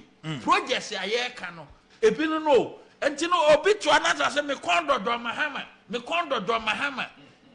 kwan ya na ekoye me makwa akofa ho and office am no kasa I can say on authority say open region wo mukita first class road there a voter region of a voter region a region omo na kita kwan a e ya kwan papa asa kwan no enye John Dramani Mahama any James na ye the former president Rollins ye any Kofuo ye any ne nanado dan kwa Kofuo ado ye one ye JM ba ye ne de be zo mbe wi sika no edi ye say ye de kwa akobo mo na ho ye World Bank edi ye ne ade enso amfa and now what time rose ne ho time rose adfat ahodo a obia hu say adfat ayede oh krono de ofaso hu adfat akọ no enti no empuntu dwuma ne de MPP the longer ombe kita ayi political power no ene bema development na ayede aba ofa nei na because of ayi nti no issues wo ho yeah na ohwe Kamesta tia free IMF yi okay na maka asha nwan kakra yanko ofa ne NDC fo na sese no mo pese o mo kire se IMF managing director ba campaign so o kan mahama statement no de ba ya bonten na sa na kire oba campaign obeye campaign ma MPP wa mansem kan eba ne se no mo hwe animu se nka IMF be kano said omo kan 2015 say what's the 2015 omo kan obi ati ase say ya na bibra ena de ye ko IMF because sikadie basa ena de ye ko IMF ena IMF ofasa omo bawura ukroma spending bia fatokrom bia na omo hu because omo kita that forensic eye na you different country bia current account what you see and ehu o financial reporting ni ade obia yehu ya hwe country ne financial reporting na omo hwe Oman Ghana financial reporting no compared to that of 2015 no no omo hu say aban ne baaye no kra no o stati ya na akono because nienti a wo mo mbremu aban ne say wo mo hwe economy a previous aban no di jaye eba ye 31st December 2016 no and ho wi a ye sisa year no mu financial year started January no ene afene na start nti am very say economy ben na mudi ja MPP aban 31st December ye wura January no mu no nti o mo hwe ya 2019 no man who say that 2-year period no far better than the 2015-2016 economy no anekita John Dramani Mahama because that time no nienti omo yes a comparison ne say ye fa 2015-2016 ne ye fa 2017-2018 ne ye dia yese omo keka omo hu say we no to economic indicators no na enye papa na enye papa na mom emfie mienu no aban na tema ten things around yeah se ne bibi asia die na amana asie ese se ye hwe die amana asie na IMF say ebra na nado danko akofo ado ebra Dr. Mani Mahama nom ewo honom no na ewiase amansa dwaso no na oil price eye $50 per barrel of ameboa enti nese say Oman Ghana ye ho toya ye nkobo sinyabo ye cocoa price and so almost $3,000 per metric ton enti sa niam na nyina ye de wo ho aye se kautimi de bo bra ena me no kase no cocoa prices a drop enye papa nya sa na tie sa mo kase no oil prices no na do ma penso na ne bo efo no ena wo kwa mansan dwa so ne bo nya fo biem a move from $50 no equal over $100 per barrel nti eno no ye socks at the word am me you say socks ne bi na ama Oman no ho kire no no eno na nkrofo emini ye akum wo ba campaign ye because in 2016 no omo se mudi sika dodo mo pesikadie basa eniama bi wo ha expenditure bi wo ha mo ya emfaso nim enofa wo mu hwia Oman no Omanfm kwana wo fa bi te se Ministry of Education me bie ki kakra bi kira wa se IMF ka se enkrofo no no mu disika omo expenditure na namfa so obi anima ofa no mu dika cause of sikadie basa ofa so fa document ye kitamie ya in Ministry of Education omo ka so omo kwa akopɛ omo kɔtɔ Navara pickups at the Ama College of Education in 2016 where 2016 Auditor General report and the kitamio 2016 Auditor General report page 250 and 51 omo top Mahindra Navara pickups at the Ama Colleges of Education no omo koye no specification na omo kwa akopɛ no omo se 2014 model no omo ko to 2016 price e dia kwa akɔgye sika na minute auditor general ehuye na ɔka se no cars na mo ka se mo kwa akɔtɔ no enye no ehu asɛm ni wo mo wia onim say under Ministry of Education omo se dairy nko omo supply Ediama secondary schools 56 million Ghana cedis. Dairy. Omanfm. Dairy, yes, supply dairy. Ediama secondary school Ghana had dairy. Any dictionary. Dictionary need dairy now for 56 million Ghana cedis. And the IMF Baba catch them say mama mam one enye. And ama saa mo kreti saa yi na mo mini yakum na do mahama aba ka say adena IMF ye dey kasa mama osahene voice bi osaberima adon dramani mahama o kire nianti agana ekwa ahokire mu ni interview with Al Jazeera otimi kan wo Al Jazeera o na ye ni interview o kan wo say Ghana ahokire aye kom no Ebola so ka ho bi osahene ye ho adwuma osaberima ye ho adwuma obebo ema obi ayere wa ye awi obetuma bo ma obi ate a o say Ghana ahokire na ye kom in 2015 no Al Jazeera interview o say Ebola ka ho bi no confirmed cases of the virus say yakwa ahokire mo anya ono we should blame Ebola going to hinder the development of the region, and how far is it a result of the failure to invest sufficiently in basic healthcare?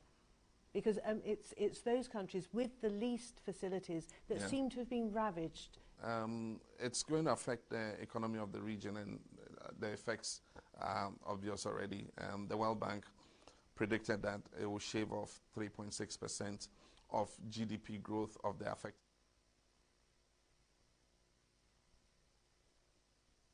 countries, and for the countries that are not affected, at least a percentage point on GDP, might occur. And probably if Ghana is sliding below 7%, we could attribute it to the Ebola scare, because we can already feel some of the effects. I mean, many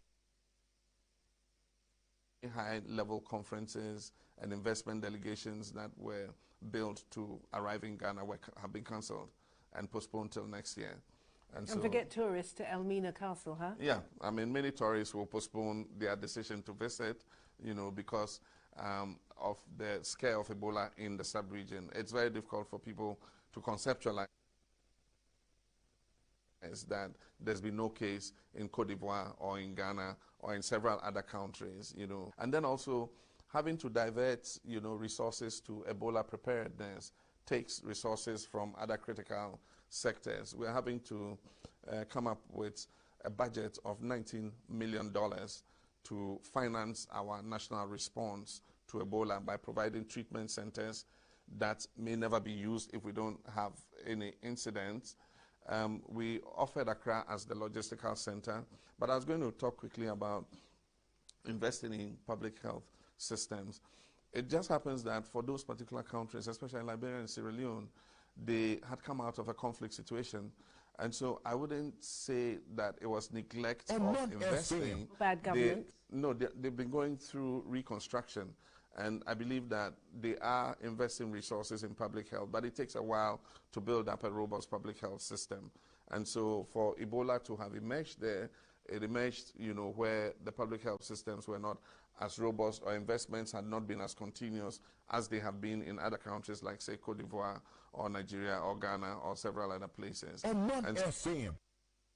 Sure. Or see Ebola by him. A higher papa. Where interview on Al Jazeera ye. Now all can't effect ya Ebola ye at the buy. Until next year, IMF na IMF. Ebe kase. Ghana, your problem now you won't know. COVID-19. I was a mentas ye. Yantia ye and this is for the young yin tum da. Ba wo dia wo ka Ebola na. Yan kania. Yamman kania free. Yamma water free. And Crawford trap here because minim cramming said teachers trap here over a year. But near Tuamoka. Of I am a man for bebre, ama or workers here then. At trap here. I in Crawford. And on a nam swaba or your prices ya quarterly. What's the mentias yet? Because my meno, the interview no ye no. Oba politics nandisi for na tiasim yande ona aka ye ne yatim eni enim sede ye hu si kire wa ho pese o mugina global economic recession ya e koso so no mo ka se o MPP na enya ade nto o mom ya ade ofa e ba mamwo we amom ya ade se ye mu mai wo Ghana ha ne amamwo mu amom ya ade because of so ba kaya tam na more publication be war. Economy no grow no. 2018-2019 no. John Dramani Mahama said, economy na grow faster no. Eye no ne measures you put in place. Yes, Ghana web publication. Oh, name this one. Yes, MPP first 3 years now. I say your measures put in place. They were claiming, say, economy now grow faster. More beer money no. John Dramani Mahama. The measures you do go honum and the man here they grow. Over measures and the question is, say now say I want to have a near Bremen and Ado Danko Akufuado dia. Measures and they a long term and short term measures. Say a long term measures, they are sending a second go to benefit an ameboa. Nti ne na oka ne bia no emre bia ekoyi na covid mai na hwe ni wa aban ne gina ne nanso change niema ma wiase nyina ebo aban na baso no wo ba bonten ba be ka say ye wo measures ya odi gugu na kwam esu ya hu measures kro sa measures ne na wo he a wo de call IMF na wo he a wo de call IMF wo kan say ye yemfa abaso bone nyede emma enti wo mo no ni case eno an so ofa ye project ya ye ene ebe ma Ghana fo ahu se de waye den waka no no fa me ka asan ho aho nsam ibi no eni kwan se ye man enne no me tie issues na right from day one na amamfo bi in particularly in NDC for no one person o mo pese o mo kire say sa asem we bi wi ase o mo nti bi da say obi kura de metie lawyer ni bia sika bebrebe we nyina kira ye de aye Ghana kana asan ho ansan ko ba de a na mfa so obi anyere eni ho over ese say ye nyina ye ti asese ye pe bibia hu a in advanced country Krano illegal entries ko a man for bit information just 2018 year offer 2019 year more publication wa we 2019 report wa abrantie bia ye friend no Patrick Guna we BBC na report to a UK Patrick Guna, or say deported phone thief Patrick Guna jailed after returning to UK. Patrick Guna was found living in there by using the surname Granak, a man who was jailed and deported after stealing a girlfriend phone, is back in prison after returning to UK under a new name. Under a new name. Name na ye de sentencing na or several ye na ye deport no. Akwana timi BT system UK o. Advanced country. OBT system no koye ko change in documents. Actually ansana immigration for no omo system no wo mo che no. Advanced country like UK. But UK is one of the countries that would be of a 16 hours who would UK. But obitimi BT system no just 2019 year. Ye deport no ko no krom no or the dimfofro Patrick Guna de bae. Am I take omo emre bi ansa na omo hu se akwa we na nanu ya ye ja no kwan 2021 owura krom with a different name. Enti amamfo person omo can trying to link some government officials.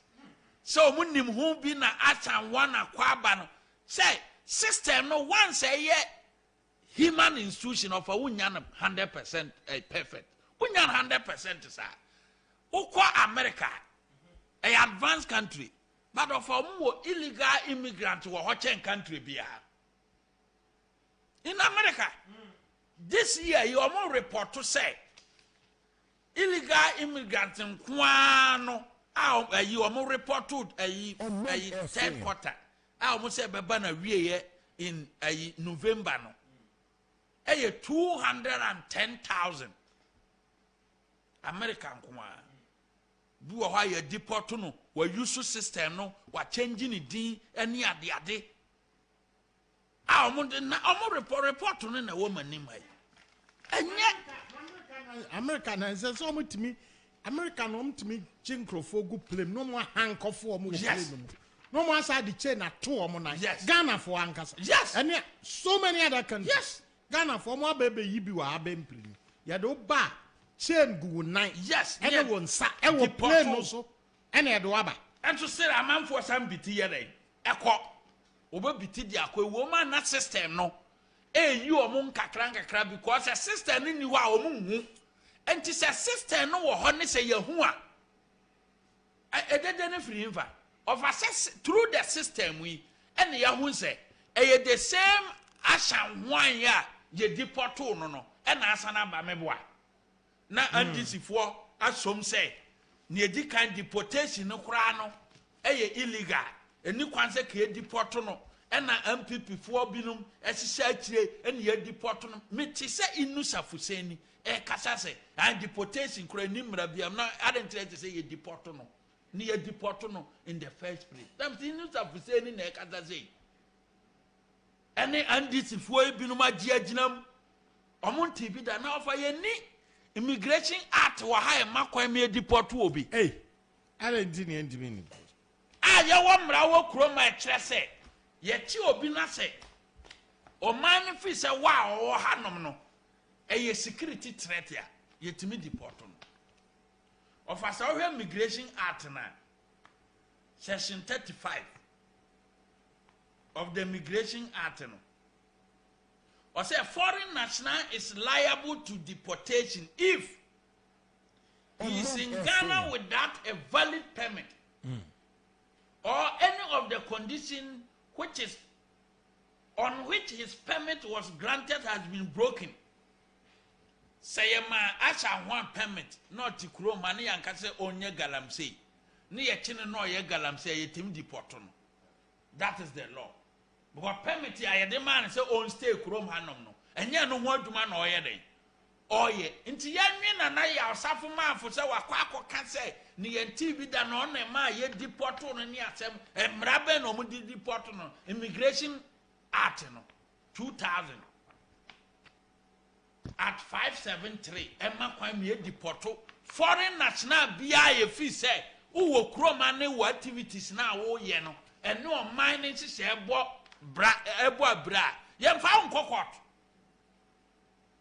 ye timi deport say court nyeden enni wasem because na waka na ha baby waka no or say a foreign national is liable to deportation if a court recommendation for his deportation is effective, has been found by a court to be destitute or without the means of support or to be of unsound mind.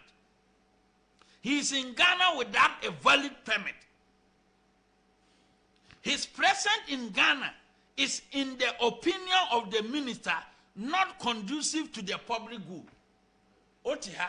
Na sa o tu galamse say yen sase na say yen sua e public good nti etimi ja kwan nti mo amatuma no aguso e na ye hu bi offer in 2015 cabinet decision and I am say yeah pesa China for ye galamse ntina Hassan one ye head that man koye in 2015 cabinet decision China for so okay offer de ba hasa fere ye kokko kora no ubeduru circle na kokko no China for no de apampa na eton nti demonstration ahodo a koye bia na ehu TUC for no mu kita placard the labor union kita placard say China for ade ye kokko adwuma nyina akora yere ye e cycle ye nyina e witness bi nti China for no ma beji corona fa tuturo na binu adwuma a wo mo ye kese pa wo kroma ye galamsey no ebra ye chichi wo mo under John Dramani Mahama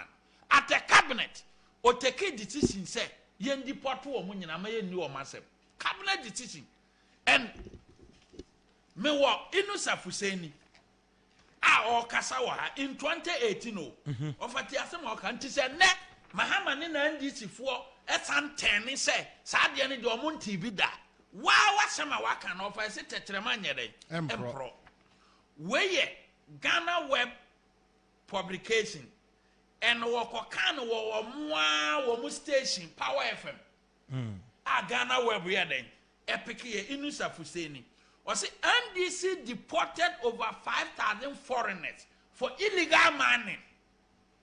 Inusa Fuseni na ka say o say NDC deported over 5,000 foreigners for illegal mining. Inusa Fuseni. Former Minister of Lands and date near Wednesday, 27 June 2018.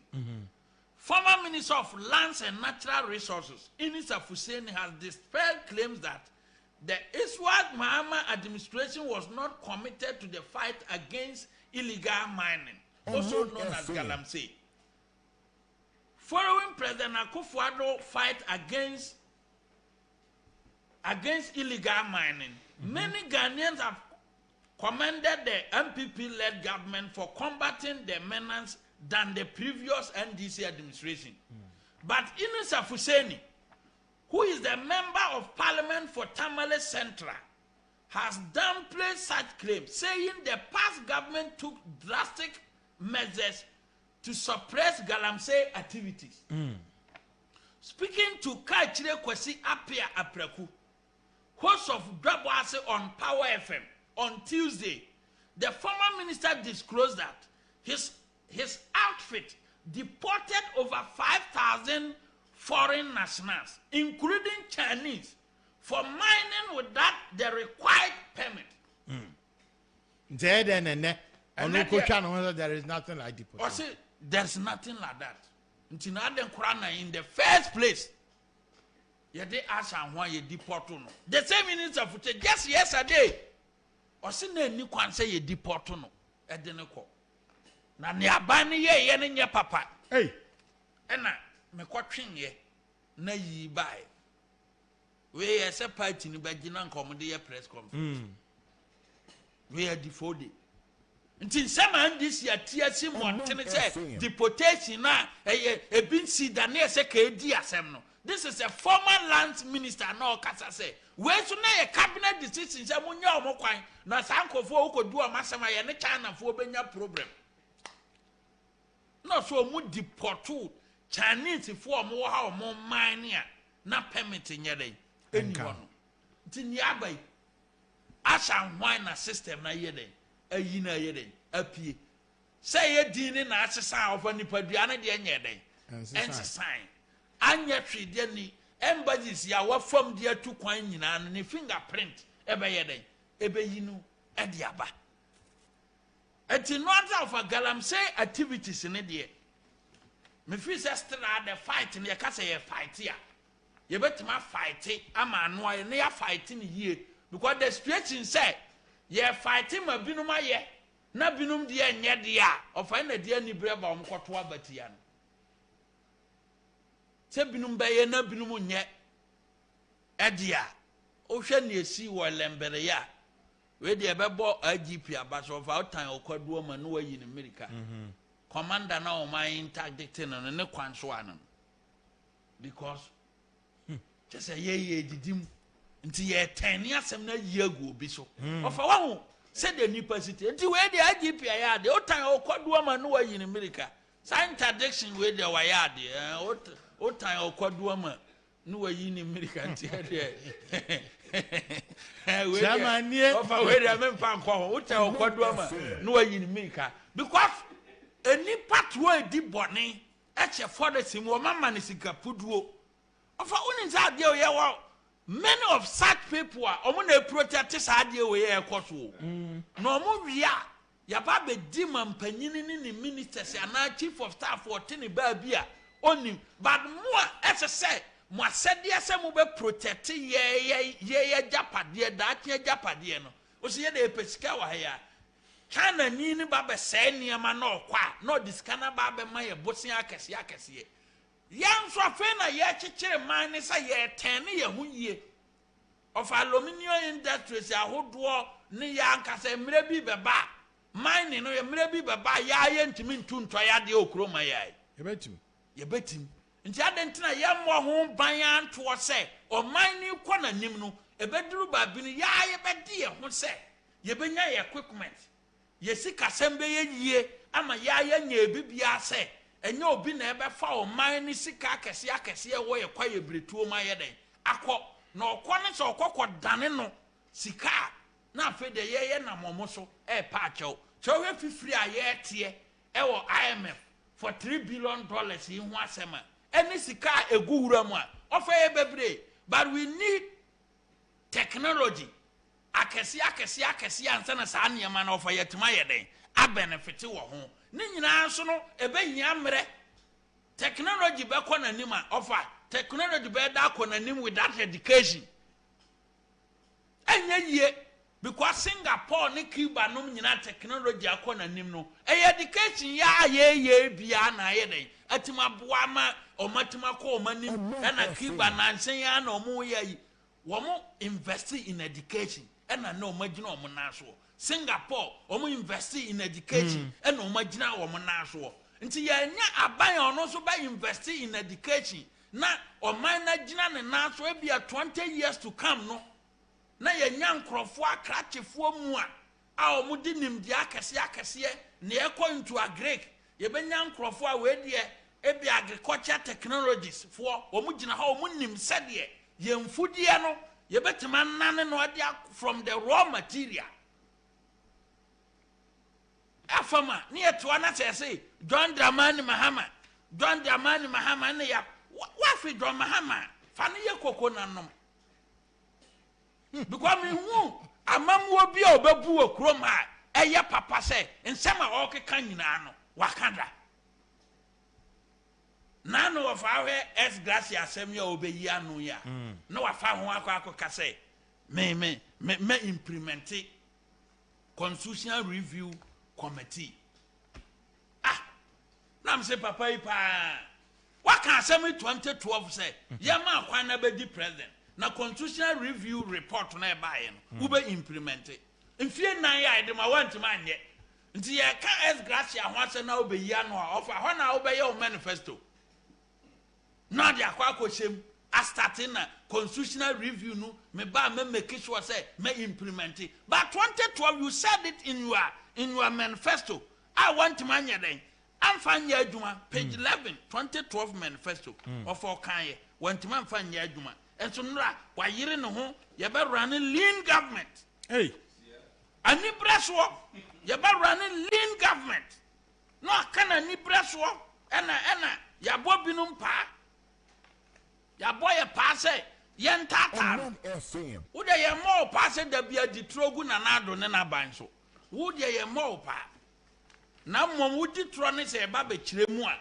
wo say ye tata wo aban ye tata wo amanyokuo ye say ye nwu anim ase dia na waya ye gu anim ase dia na waya ye gu anim ase wo nye hwe na moment tro a wo die ene nsem a wakanda a wantum anye den anye ho asem ena ye de ye ka to fa mamuo ni de eye MPP ene betima ye den aye ni ye no fa wo hwe gode asem ye okan ye ya mo medical kind publication no of a mu awrem na attorney general ne call duty pa ne say ube initiate criminal prosecution any civil proceedings on behalf of the government of Ghana. Not to office here. Now receive petition. Obia some any number. Attorney General nyawa adwuma ne say oti office or now OGG petitions. Ebia individual bi ko konya asema. Na emfa ban ne ho a we your masem omudi no court. So what you say? Attorney General obi bia obeye no. It should be in the interest of the government of Ghana and yet the interest of any private individual. Sena or can say allegation at party no more petition no can. If it is true, dear a beer na Crawford net me see for a beer causing financial loss. If it is true. Over petition be say say petition be say crowd them family because we babia attorney general letter ne kan ya or say the police the police in terms of the rules of court are not permitted to be part of execution of court process. How? Over. I want who know. Yeah, because obi any judgment. Not say yeah. Let's want to for by force on come for. Do bet me appeal. Yes. The court can write to the police. Even the court at times, Romo or that say, we had demolition exercise here, a court. Yes. In the order, judge in state say the police should be part of the execution process. It has been the practice since day one. Because there will be chaos. Yes. Now one uncle Rezi or private security at their call enforcer. Over. Sorry, and crying, I say, won't say my year. Na ne asase ani langas if we do way. Na bia obedient ne de na kwakosi boys quarters bia wo anya opran no. Because me say no here ni dan plan e wo ni tim so onya sika sia. Anya sika ni yongo. Me say brabra ne nya sika ne me si dan e wo nkran ha me dan plan e wo me tim no. Anya agro. Ti wanya plot bi no obi nsusu di mirika akosi single room bi so bi traso. Na nyame nchaade ma konya judgment ya na court say ebia rate of possession me ko fama yi na court a grant court grant ya o hwese da ade ne si huo ene nkran langa da yi na o se mo kwa belief no kwa ne nti o mo ya ne sa ne say o kwa execute court process ya court officials na eko but judge ni take into consideration say anhwa na ban nipa no ho akoka enti yamma police nka ho nkobo ban na bentimi nya den enye execution enti sanete enti sa attorney general three letter Omanfm say the police in terms of the execution in terms of the rules of court are not permitted to be part of executing process here enti ya chena why me dan ye egugu hoyi Sabani je ne se china bani so ye kura ye nya government departments bi nti ye kwa kobu agu a wo be hia ai police support of course so wo be hia yeah this am microphone so pe wo yomi asem no o ma be hey if police cannot get involved in they are there to maintain peace and order say be ya process ne be kwa so peacefully.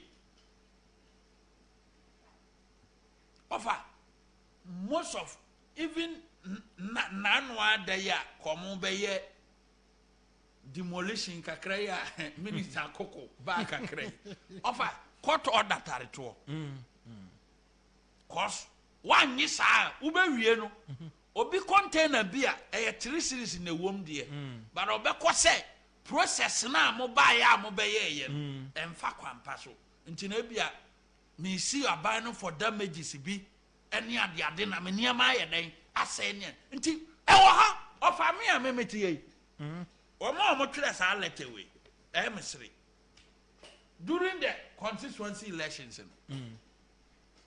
Sunyan is almost a man MPP.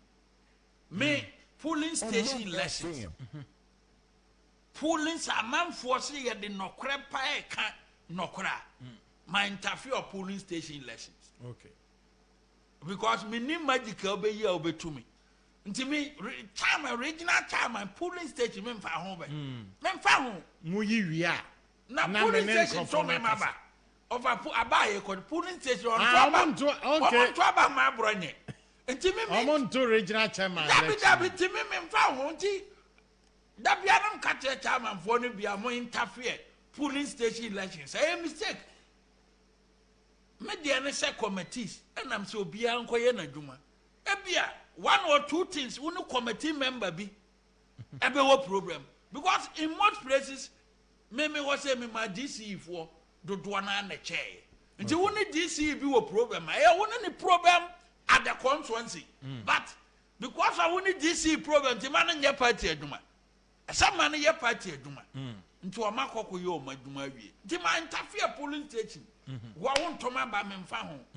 Ye wie ye Sunyan is omo saman no. Na o makọ saman. Asaman me aka ho.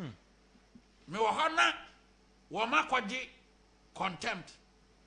Omoje contempt no. Omoje contempt no wie omunyame nservo me no. No makọ court. Say me ye nyame nservo, me ogana ha. Ye nyame nservo Sunyan yisiwa. Omo sha kire salete omo twere ye bio. Mo twere atone general letter. Omo kwa ye kwaji software service no. No omo de ahye so omo ka kire judge ni say omfa nsem se so omo ba abronya fie odomase a. Awidifo be attack omo. Jomu hia bambo. Omu hia bambo. Police for car ma. Police. Oda na omo de kwa kwatare fie honom no. Police for car ma. CCTV camera e capture omo. Je da me regional time. Mo kwaji so tete service yen serve me contempt yen fa me kwa fie ase. Eno de police nko. Na mo mining site ya obi akọ forgery documents. Documents you are serious. You are criminal aspect here. I am building docket. And when you one of the cases here, Attorney General Mubamu Bibema advice. And family. Okay. And once of the catcher must say, Ebia, mo report to the police and I'm petition IGP because the police was cited. One more police so the Minister of Interior. Any IGP until you the Attorney General where should I come advise on Article 88 no a kind Attorney General and functions Samino unya asem ne say wo court ne ye kan say aspect bi emfa man ho Attorney General unimbi umambi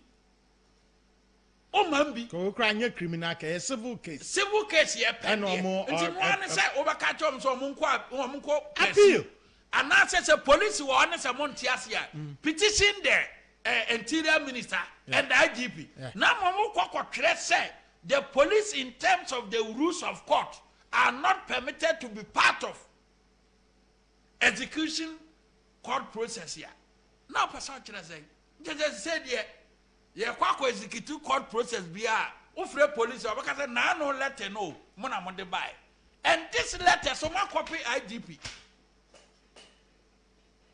of ma copy IGP e dia ben na woma o mo de ha hu hare respond ye nti se no police fo kire say Attorney General wo de ne say attorney general no de kwatwi kronkron pa e kire atentene ne ana meboa sa na kire nya sa na kire atentene na gode se no ye kita attorney general kon because you cannot respond to a petition ya unim the petitioners nti police fo kire say wo mu enhu sa ankrofo no the attorney general enko hwe o mo mfa mo before you respond to somebody petition no as say who no and more respond to the petition no mo wie and him fafo na beje because there should be a record and some munya sa record no because they now God can one of them no immigration force he's not in the country exactly and to among hwehwe no nti attorney general say atentene nti mo mo police for emfa tentene emra this is the criminal aspect no because ye hu omo nti mo record so nipa odi petition ni bae because ye obi wa attorney general department hwa office hwa o receive petition no meboa nipa odi ba ni di say mo gi telephone number because record so no daily entries here den e ni telephone number ni bibia ho nti no mo wie ya no so you call the person say the attorney general officer responded to the petition no nti mo mra media na meboa nti eno nso when the babaji eno so mo record nipa obaji petition no nti they should assist the police eno na friend attentene ni na mo ma ho har so na se mo kokotwetwere sa niema we dia edien na woma mutimidi ahwado omo patentene ni over the way omo titi aho harso e de twere sa letter we no and this portion anka say wom no e serious ehu there was so many judgment were ha as say attorney general no execute ebi wo ha eye eniema efansase ho eni ade se mo ko bi wo so sika bi wo ha mo wia mo betima attach nipa ne property nti mo kwa attach a wo fi belief nko na be ko ya bi oni protection nko wa establish you say police should not be involved in enforcing nti they say no mo dia sem kase na ayele aba attorney general office no lawyers wo ho ba eduru ba bi offer media me feel say the Amidu attorney general the Nanado attorney general any Jogate attorney general na ye witnessing nay yes the seriousness that time wo mo coordinate wo mo represent state here of outcent when Nanado danko akufo ya attorney general. Now the first test case on him at Amidu over Irafi. When artist sent to say, the first case is Ibrahim and the quality grade case. Yes. When artist sent to say prosecution air cost war. This can nipa di $20 million. Na Ghana force mampanyin ko for kasa. The investigation cost was say kwakuje favor court to them. The quality grain case. Yeah. Ibrahim Adams no. Yes. One case. Nani Pada 5. Ibrahim Adam, Sipayanki nom, Victor Solomon nom, Pepran. One case. Nani Pa 5 for fly William. The days of Jogate nom, Eba Attorney General. What is sent no?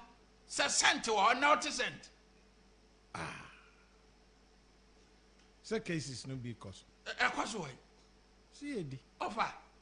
Mimi di bottom sika akofale double salary me di bottom sika akofale double salary ma ye court no e ma say nkrofo no e dodge hard and sick example no bi na mbema yo belief eko ayi parliament ya na NDC MPs no ehunahuna omo wan free e ba bo yes court bailiff no court bailiff no na ehunahuna omo ndo ya nye fafiri akọ nam se ne mekọ for sort ebi no because omo threatening life yes buy na me me sort test service Supreme Court so file people the ne boy fu wo fam e bia 400 Ghana na na ma start process we that me file people and paid close to 2,000 na process na boma base me course of tete service ni ma date ni so ya time ni so ya ansa na court be ko legal vacation ya twere letter e de akoma attorney general say ni process na so mo ma enye ni enkonko page so mo ntwan ma mere ni bi meka ho e bia na NDC MPC no aba be respondo o be respondo ye wasem ben me had that twere letter copy wo on be respondo a kwajo ho a ba graphic ni delegate offer delegate graphic nkwa unim sika mitu I paid 14,000 for the publication in daily graphic for that page. Yes, for that page I paid 4,600 for delegate. Into publication in Kwano is close to 20,000. Yes. Because no patent training. Me patent training. Person more disika because chairman Tio. Wani nyafia papa nyafia. Mo niama shisha moto. Na mo ke cancer mo nyamso mo baba timo de hwe e levy aye kopa. Yes. E de akogiji sika. Yes. E de aboa Ghana. Hwa bra nipa di ye. Bra nipa di ye. Na say double salary shisha. Look, papa nyafia. Na wenso de bone kra e wo mi anyway. Bone bi ye penu kra. Bone bi anim. Ama me ye we nyina fa sa ya we mu o awi asana twere letter e de amam say 21 days na court no de maye no aso nti court nyanko break dia ese say ye mienu e decide on ye issues no ye date ni ye nya faale wi o metima ma ye date kura ansa na o makọ legal vacation nje say ye ba ye na ye o ye date dada ukọ 1 2 na che say judgment day ni of a metro mo say ye decide on the issues no say ne no mo beba dia say ne e no mo beba dia ayi attorney general no mo defense ya kire na mde beba ba kire me call for interpretation no wo mo di defense ba be ka kire me say we no kra na won call high court won konko disika na wo ho na over for interpretation and that the be and I made this response no be ma Ghana for me scan the be me try me nkasa omo advice will say omo respond to the court me petition no me krata court so cite age o cite age omo so defense on be boy no say na ada na we dia cry a claim a wo betin dia ko high court say wo pesika ne dia wo betima ko akwaje Mimi pesikane dia chese me dia gumbotom Mimi pesikane dia metin dia ko high court o mo dia mpe attorney general dia pesikane na mimi pe dia njese mimi dia ye den agumi botom mimi dia gumbotom tu da mun ko yin free ho say you are on the ground who represented look ofa niam wo ha sha wo twa report wa hodo a ye hia prosecution yankala report where da honoma and na auditor general by report we by for na kan wasa nkazi no opposition 2016 there na me de be kire we okay just one ministry boni obidi omo yes omo kwa akoto mahindra by buses ediama buses omo de ma no no for buses no mo koto ye na mun se me chenkure yes buses o mo kwa koto no o mo kwa koto buses no mo kotu 2016 14 ayi model eduru se o mo supply no no mo ko supply 2014 there Ministry of Education oi ani fa fax no bra what is it o mo etu so Ireho nkrofo a omunye clean no omuna yes pointing accusing fingers another na samo aba na do asama ba nti omusi na se do omusi ka auditor general report no ho asem no wo mo ka ne tese ne sika no ye gigu aban ne botomo wo mo ka ne tese ye gi egum so hwe ha o say supply of vehicle by Sivani 54 million Ghana cedis. Sivani. Anya hona ya toto Land Cruisers ma and Centrofo a Sivani so man na supply. Supply baka ya duty. Na during transition time. Omo timi akọ regularize the document. Our DVL. Enya yenim. Sorry I say abobra. Cheap. I said the Ministry of Education on the 22nd December 2015 awarded a contract of 54 million Ghana cedis to Sivani Group Limited for the supply of 500 vehicles as shown in the table below. As shown in the table below, buses 66-seater. 66-seater bus, not specified. Omukotuno, $67,900. 67,000. As I've done know, $67,900. And a 33-seater bus, not specified. Not specified. Yes. Just a specs no anyhow. And one said 33-seater bus. And one no. What nipa bokro no we or 66-seater bus. Number of quantities 100 not specified. Specs. $67,900. 33-seater bus not specified. $36,500. Mahindra pickups I home buy a chiro mudi bi kogu wuram ba bi. And oh yeah, 4-wheel drive, not specified, $19,400. Navara pickups, 4-wheel drive, not specified, $26,900. I say, as at December so, in response to the request from the ministry, the ministry asserted that government was indebted to Sivani Group Limited an amount of 54 million Ghana cedis. Hey, how? Hana 71. Or say, there was no warrant from the Ministry of Finance committing government for the supply of the vehicles. The 35 Navara vehicles supply were not in accordance with the required specification. Some of these vehicles were distributed to Adan College of Education, Adan West District Assembly, Aguna Nyakrom Assembly, Brekum College of Education, Adiamra Senior High, and Secondary Takoradi Metropolis.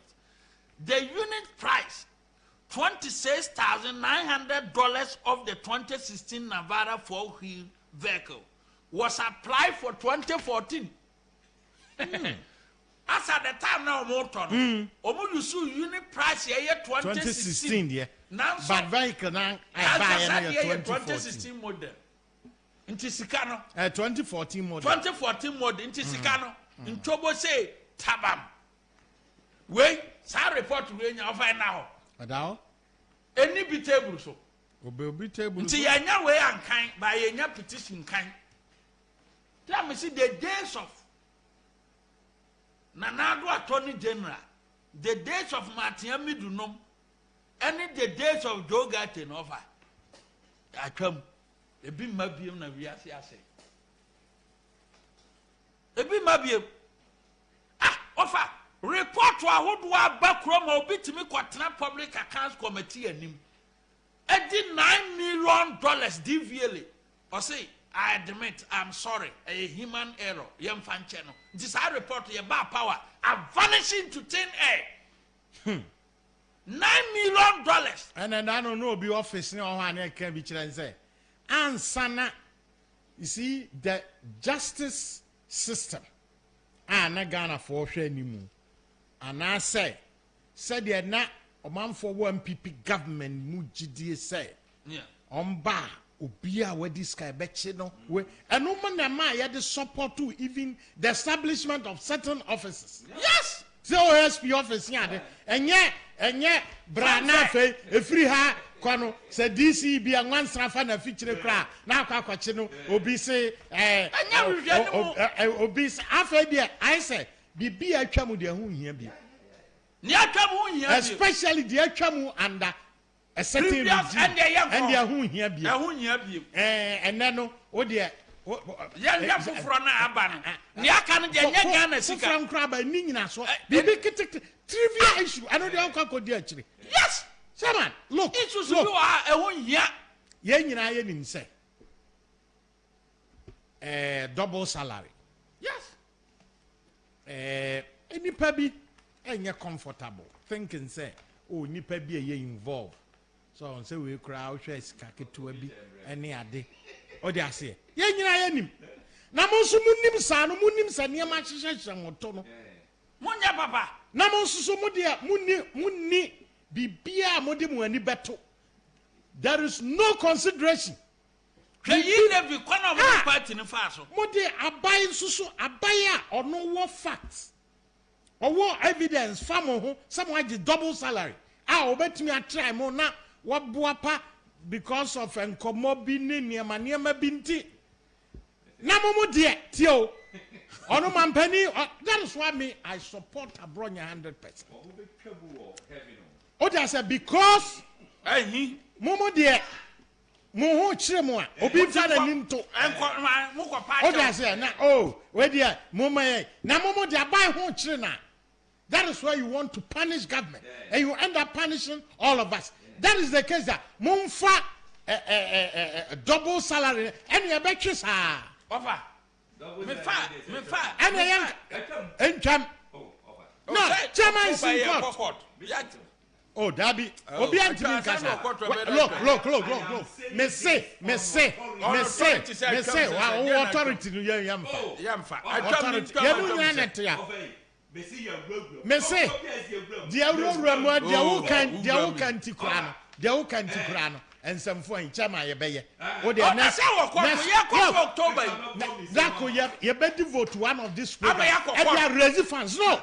We shall raise funds from Ghana for the say I can't get your judgment. What was the response to us? Maybe look, I thought that Udim penny for chia. It's a wawa Udim penny for chia. I thought that we are brand Udim penny for chia. Now, what Mr. Chairman, no, no, be akasa. Yes, and no, munya motrek. Because penny for you want 6 years. You want to even MPs, some of the MPs approach me. Sanya me yes, you want Namboni, or more approach him, no, but Jam was something ready. I'm so crime yesterday. No crepa woman said. Say, case we even say, Bass a judgment to Coreba. Your man not it in Bible. Ebi anachina bi usu abedi minister na watu afo na mse abna de ba de enye so pe minister di oda ma me na mu say ya me nye se me pe minister di ma me kwodi ma se china bi me be ya minister na me ba appointment committee a mo pa me ana ma nya minister mewu onya minister because me timba bi makuma chimi me say omo he da be hia me ebinum free omo kabo mu as a reading bia had a fa rep ya fa ha no meti am wa asante reading no mu please say edi ho agwa because omo leadership no so kra na ye involve kase ene omo ye vocal nti no da me inform as young guy am ba na china bi me nche meeting say minister na medi bi e bia na nyame na me na mo bi be ye bibia e be ba be tia na omo so kita me kon na say ba mo fa me ntum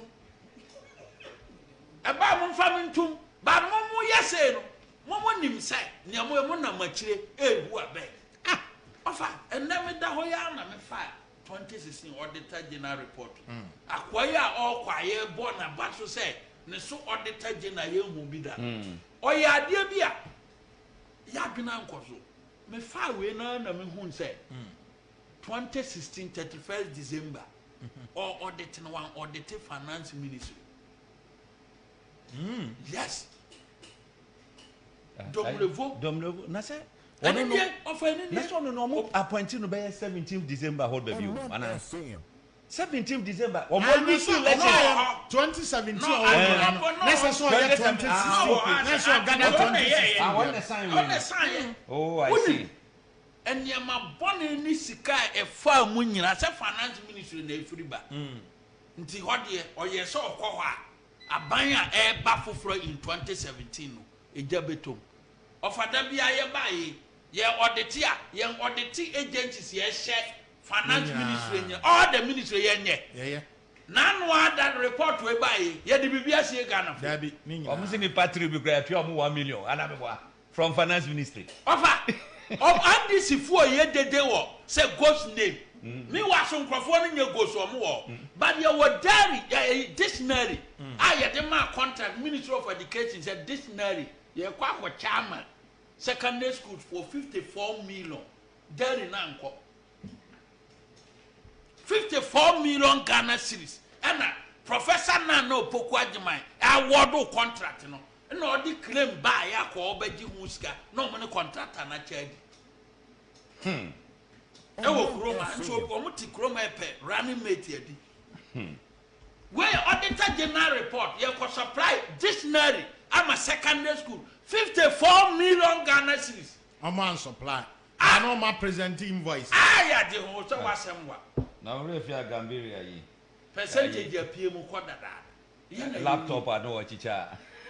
And so now, we must to the sense say, we move one crack for irregularities be a say, it be a company be, it be a Memphis Omanfm.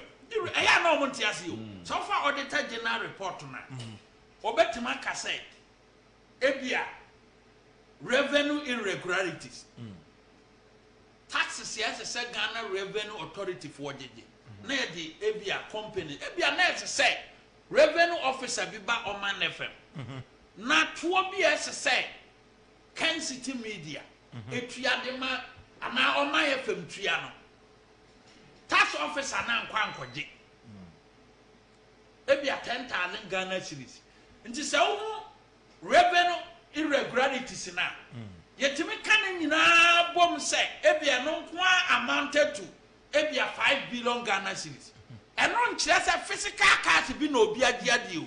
Now, a two be a set tax officers in different companies. Young Quanqua JGM. Ye book contain ye book out say your mind is sick to see a G. Now go into the consolidated fund. Young to Manyere. Unquanqua the offer no ya chrono. And ya chrono. And so, yet to me, Trasina, Obiakofa, to send and say, we were not so forbidden and not sorry down. Oh yeah, sorry. What's a one Wesika? Yes, so my dear, yeah, to Chroma, yes, yeah, call IMF. No, I yet chat, you know. Now, sorry for no name, so ready. That's a it's free education, and the buyer. A brave buy of a just propaganda. A free education, no, by then 15 years time. A brave buy at the end of 2 better. Who want this? I want this. That's right. But over Tennessee and I have another revenue irregularities. So for Obia for go sorry them. Here for go sorry them. Obia na duma yie no na so for di na so dam say na na do mo sika wadi o so call IMF. Oh well, udiga e na abronya me titi so a me yam benkum ni nimfa ya say abronya nye no. E che ni pa bufuo. Say offer auditor general report to an companies akesi a twice so more than more mine Ghana no. They are not paying it. Your state into your coming in album and ya a binum quiet walk say cash irregularities in Kwa move 17 billion. And yes, a car a ban say, young fan quiet do man no be a I just had it here, and I cracked it for any binum to say, Profuno Montio. I know my recover the brain so cry. That will Profuna Binmontier. Or T says he can 17 billion now, your cash irregularities now, hopes in Jessica. But companies in a so far report now, you are listing some of the companies here when we evade the tax. me asempa countrymen media twice the same tua de ma ban no ebia manfa nko ana ne ese so babaje no wa ma meje ne ya state ni wom eno no kese na nado ana minister bia ne sector ye record ye no minister na ye krofo na ndisi atiatim ba ye de no na e ka asema ofasa we ya cash irregularities nko ano ye ba 2017 2018 e reduce ye eba from baby kura every $10 billion eba ya 3.5 billion dollars and some reduce ya ba ya 5 from 12 billion Ghana cedis eba 5.8 billion Ghana cedis njo ya ba bia increase ye 2020 and 2021 di and man increase I know your corruption anipante emire bi obi ko platform bi so and NDC communication officer ode to so ano e platform so na ye ayi ode to platform so anam so ona mbisa an say cash irregularities kire so obi adisika se ne no ba be yi ano edi free ho no menti say ode sa asem na ye dey ayi agreement ba bia mbisa an platform say cash irregularities ya wonye ebia wanye na misappropriation ewo ho what you say but ye listen say kiremu say bia hopes nkwaje to obra wankwa eno kyese obi ye corrupt ana ne e kan say over ye wo report ahodo bebre we mu ye auditor a public account committee oye na dwuma wi a odi kokoma parliament Parliament where sa report to Attorney General Timifa.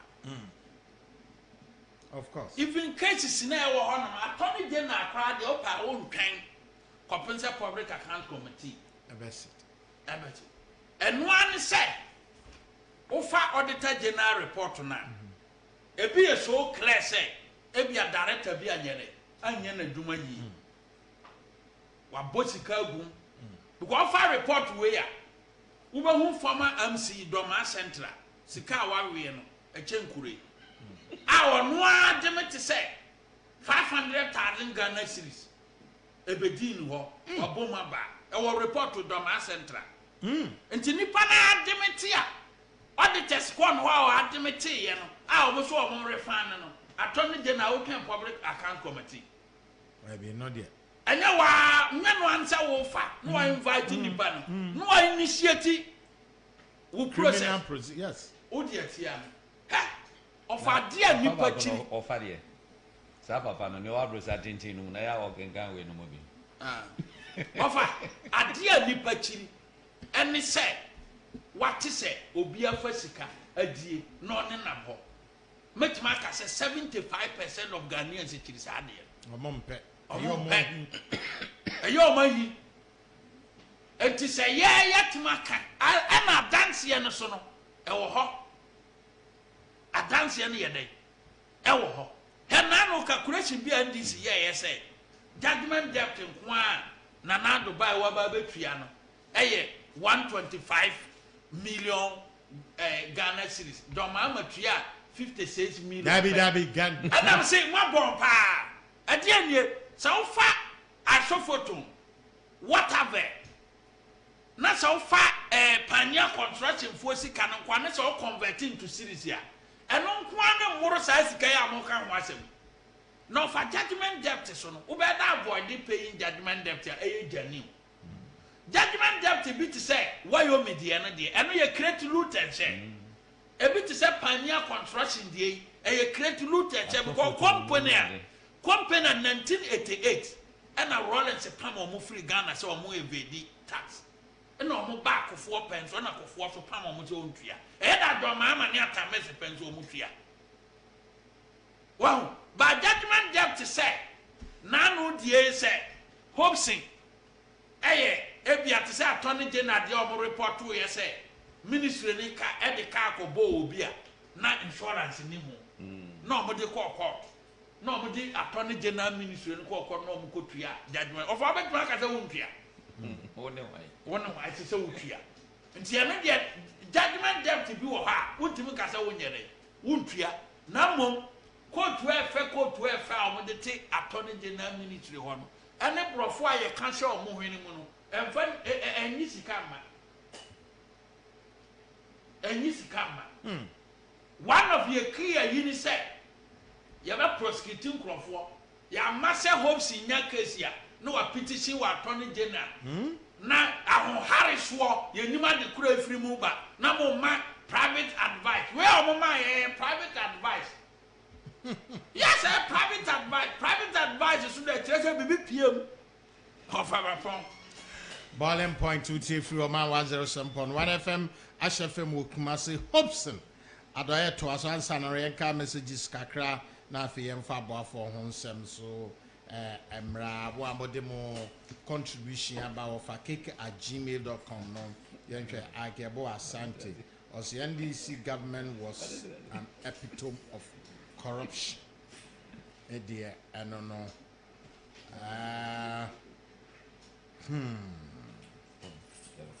we say of us for turning general issues, our hearts are bleeding. So more the Ohonomonche na mon and your buche. Ya now message no about the intimate kind. Farouk Tema, also President Kufado's Sino-Hydro deal has been a blessing to Ghana. The commissioning of the Eastern Corridor Road and the many infrastructure projects being constructed and financed by this deal is a developmental master stroke indeed. My worry now is how do we disseminate these great deliveries to the people of Ghana? Government should be careful we don't leave communication in a vacuum for NDC propaganda and the civil stance to strive. Farouk Tema Ena Wadiwe Eba Martin Luther King. Or see the evil that men do always lives after them. The NDC deceived the good people of Ghana prior to 2016 election by claiming Commander Sugar Factory was in operation and even shown some sugar which in actual fact had not been produced at the factory. Yeah, because Joshua or say Ashanwan must face the full loss of the land concerning illegal mining. Tell MPP communicators not to defend her because listening to radio stations, most of the communicators are trying to defend her coming back to Ghana with different name on her documents. Almost defending herself. So be Eddie go abai so. Nipa no so ho obechirichirim so wuntimi emfa emu abai so. Nti se also o kire obi a o defend abaya ye tumfuturo egu no so ene obi a wakọ akoye ne bibi na ho hia so be defended. Joshua Call also Kujata Blacker has been assigned by NDC to handle the flight of the president just to propagate on it. You know they are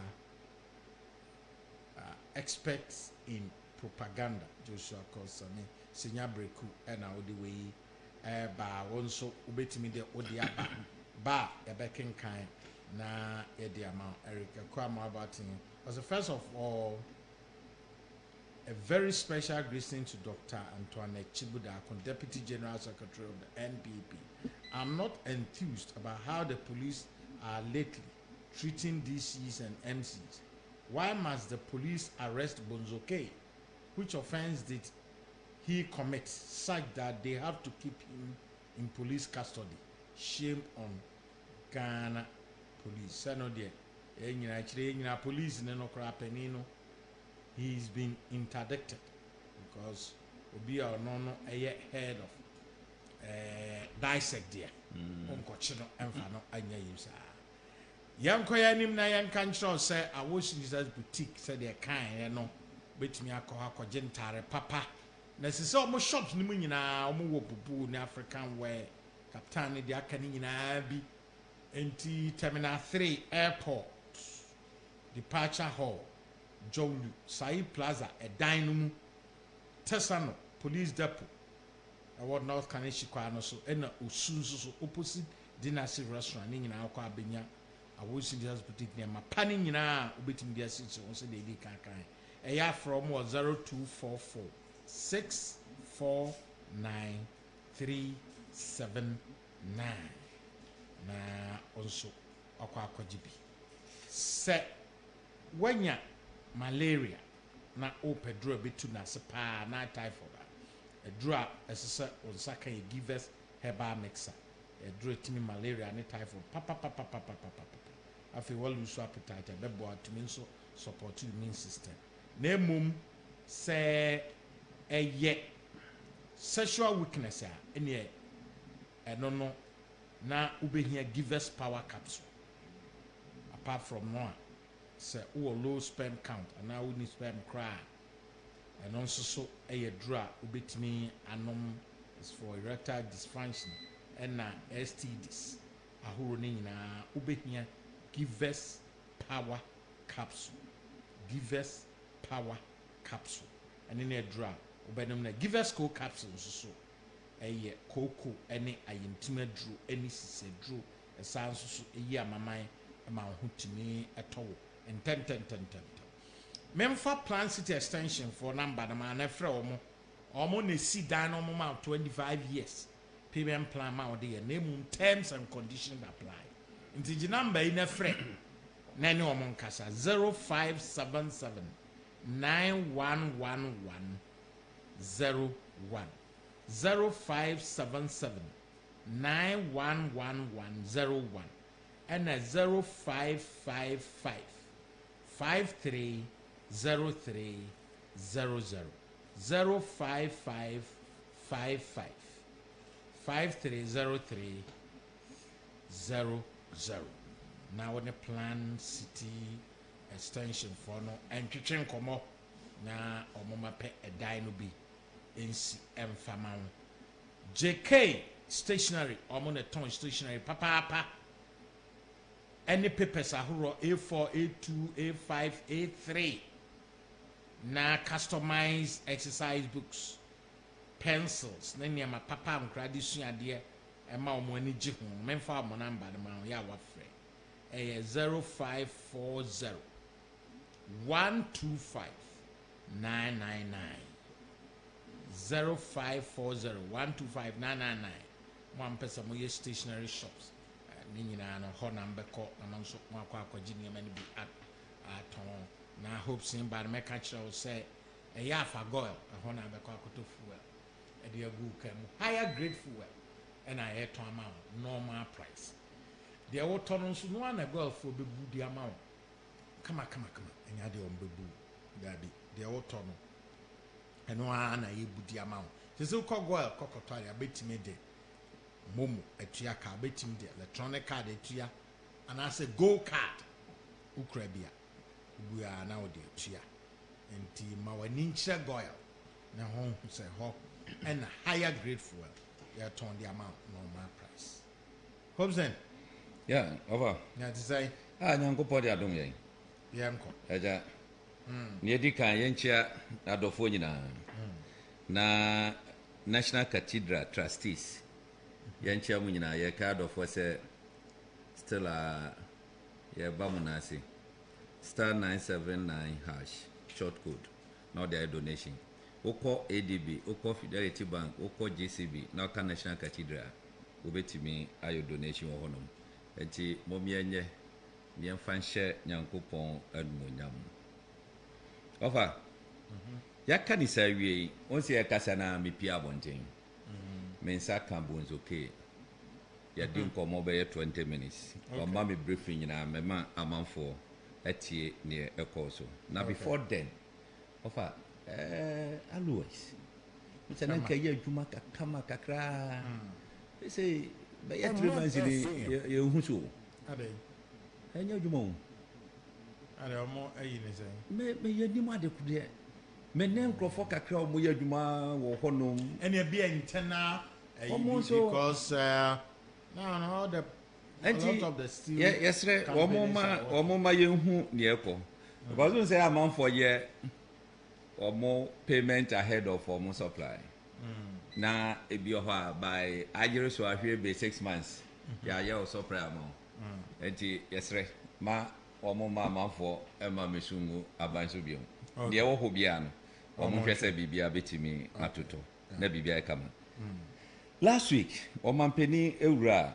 central region we say apart from factories wa commission wo nyina no last week no was commission another 2 factories eno ye under 1D1F ansa also koye inspection our commander sugar factory. Commander Sugar Factory is not under 1D1F. Okay. People should get it right. The president aba beshemu kina sese no eye adwuma. Sese sugar na sha se eye den eba market.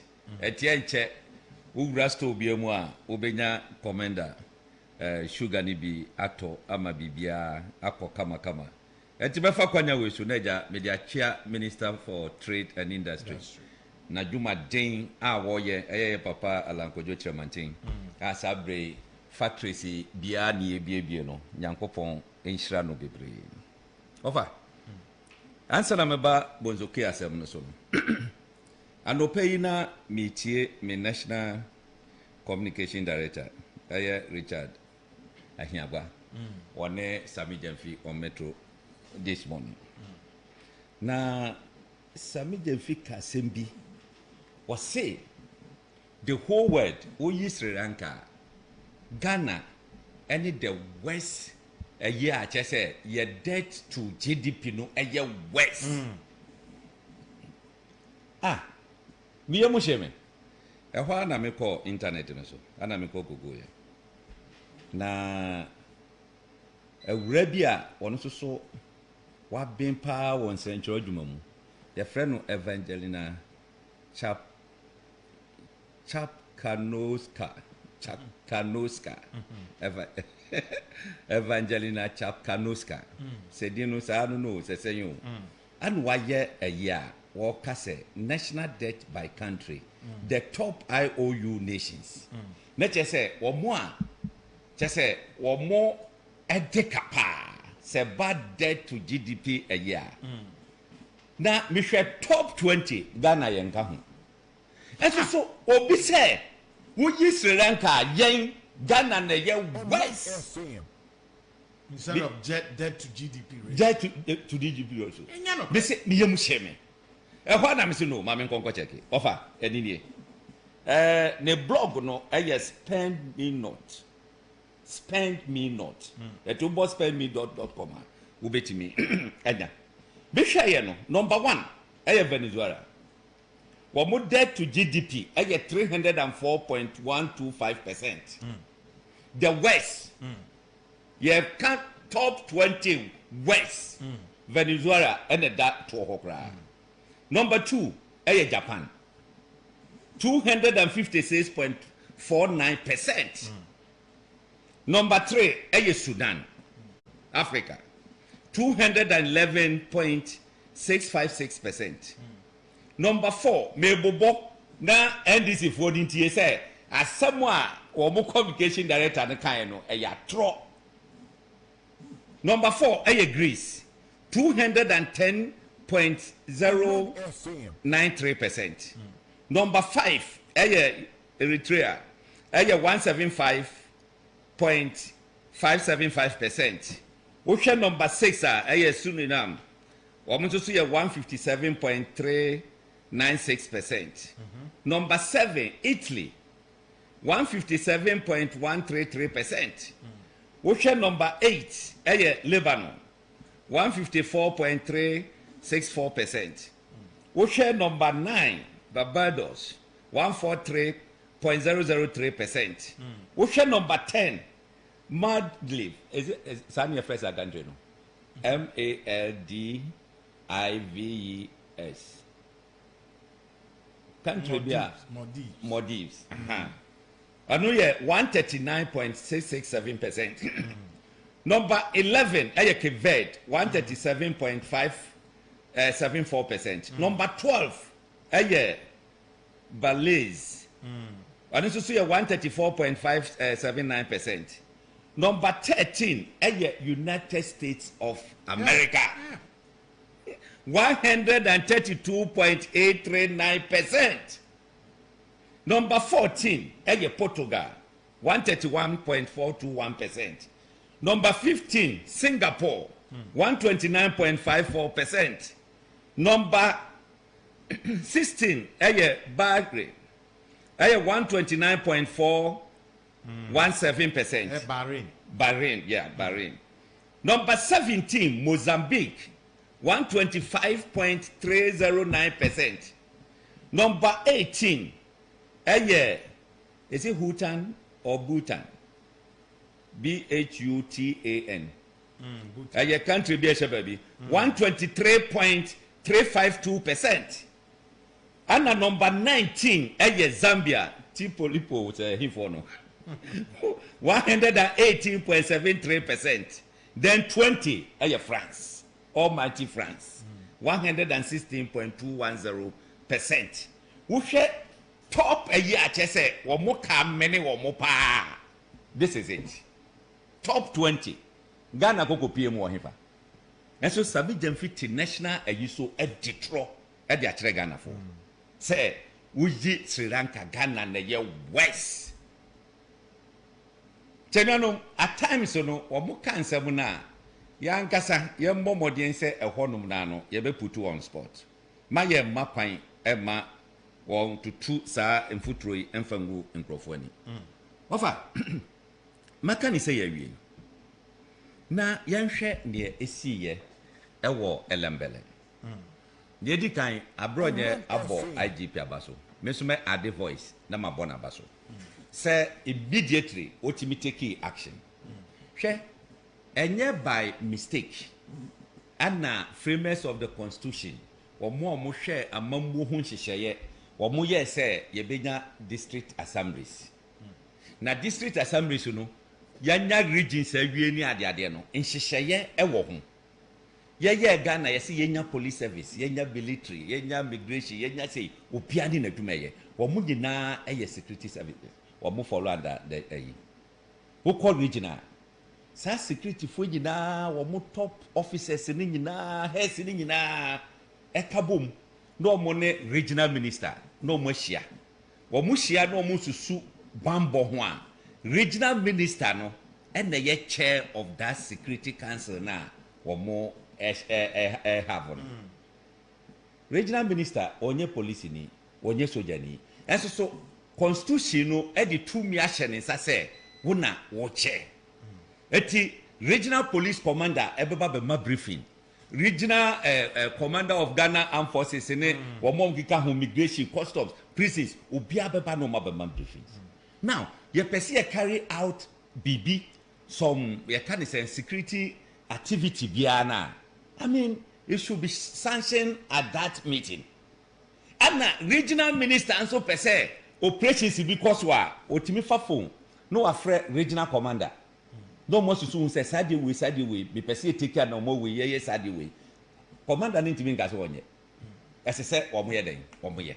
Especially akoko dru baby won say aha say wutim sa chromophobia yi be pese bu koho anadwi kokoyo operation they will go. The same thing and our district in the municipal. Ye chief executive so mo ho no so no. Omo ye head of the dissect and the music. It is how your police ni na we show gross disrespect. I mean, how can you manage security in that vicinity? You too much. Menti bida under NDC say police in there ni amo ho akere DC bi na SMC bida. This be obi ko to me bi. Me hu bida. Na denti na say dia say among for ya so regional e konsu yi. Why? Obi a constitutionally no he is mandated to make sure say na ye be sheda agun krofo ni mu asesa. Adetia. E start free baby o. E start free baby. Na eneno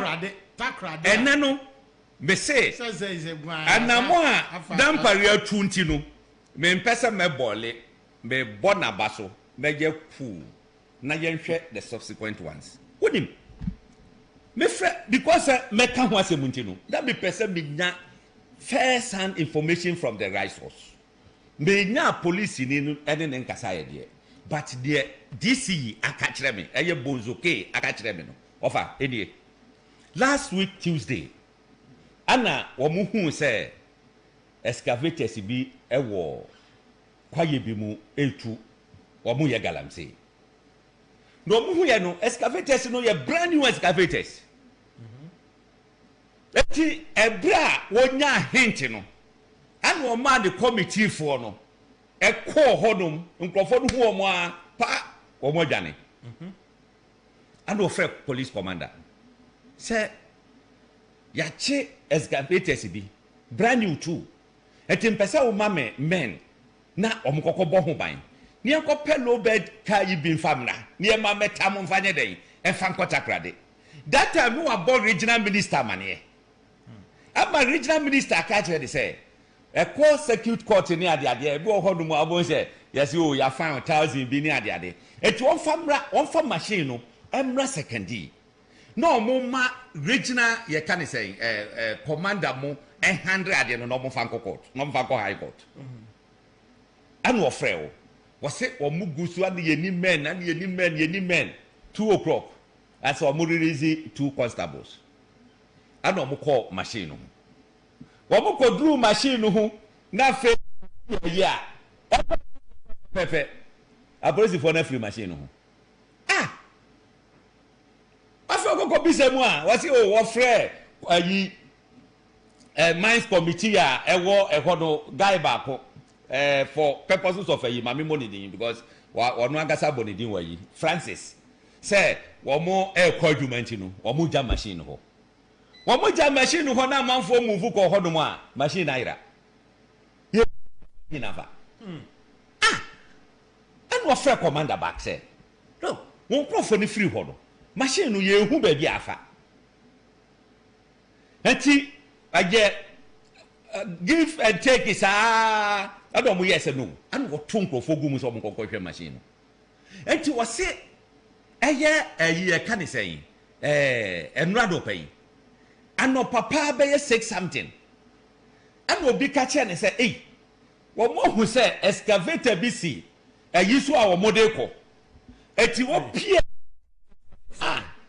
it was yes or twa video na wo twa side no hu say information bi ani ho baby information no no ese so okọ no anu okọ ho no kokotwa ye wase video wo twa ye no aye just 1 minute 6 seconds a police for ethical bi mu di akire obi ani ho no mo sha uniform plain cloth omote excavator omote ka afoforo mu na edi excavator na chi na excavator na ma distant eti chese o mo bo ho ban edi akọ mo de kwa hin so enim na nipa na onu ye DCE head of security council within the jurisdiction na mo beti baba be fa saade we akọ ano si no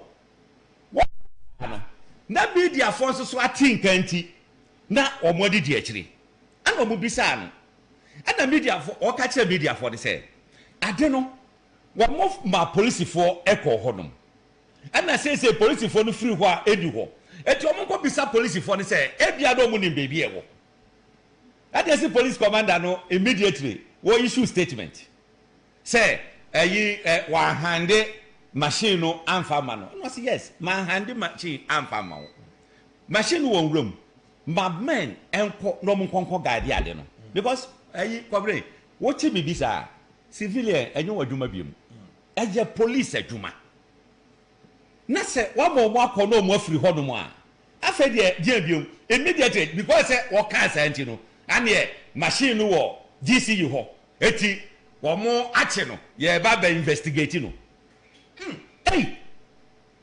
eti tamo hu ayi no machine no say no and wo frɛ regional minister and the regional minister say oma wo dia police for no nkasa that time no essence want man nya ne ye na fe nso ba bia no wo no around 6:30 ho no no na nipa eni ho no one hwe no mo ye de bibi ana otu ni car ana oba Axim Junction nti Axim Junction na car no beto wo mo no na ye 6 minutes past 7 ana oba eti ehɔ de na nipa wo ho no ana ocross wa yini sa ana o ka kire police for say regional minister pese woni mo kasa ana obuji phone ana omo ne kasa e o mo kasa wi a o mo say ya chew ya de wo ko o ma che onu bonzo no ana o say ana o mo say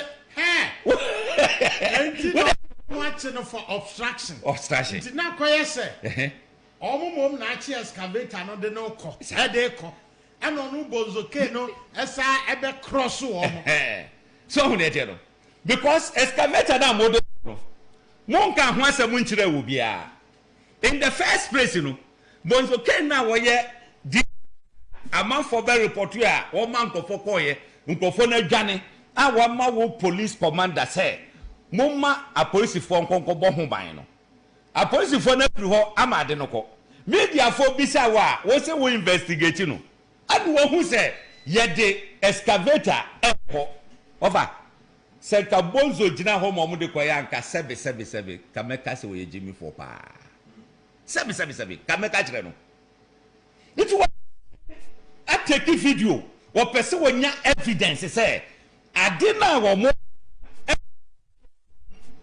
ade no na police for why na mo board amane e fa na mo de ko wo bisa cancer within the jurisdiction because on say news no ba say excavators no mo hu ba ko ne mo de ko no DC na sa akọ cross o mo so mo mfanko share nti o mo ache no for share mo fi say na insem bi share on there me mfanto because of anamoa you can say IGP are taking into no you be catch road no ankasa ono no ye fan to for the public consumption so hu ne no eti nye ekoko ba ye ni afi won se ta mo twa yi no kra no o mo force se o mbe season phone no mo delete video no anu we se hwe ehifa ne ha video sajin boni bia utimu a adenti na be ka se me delete video ade ayira na se yehu ada se se nyira ye mpo ana mo amode ko yi a obi twa video a what is your sweat enti amo pese mo je yi no enti ofa wo hwe ensam no se ne ese ko na obi interest wo baby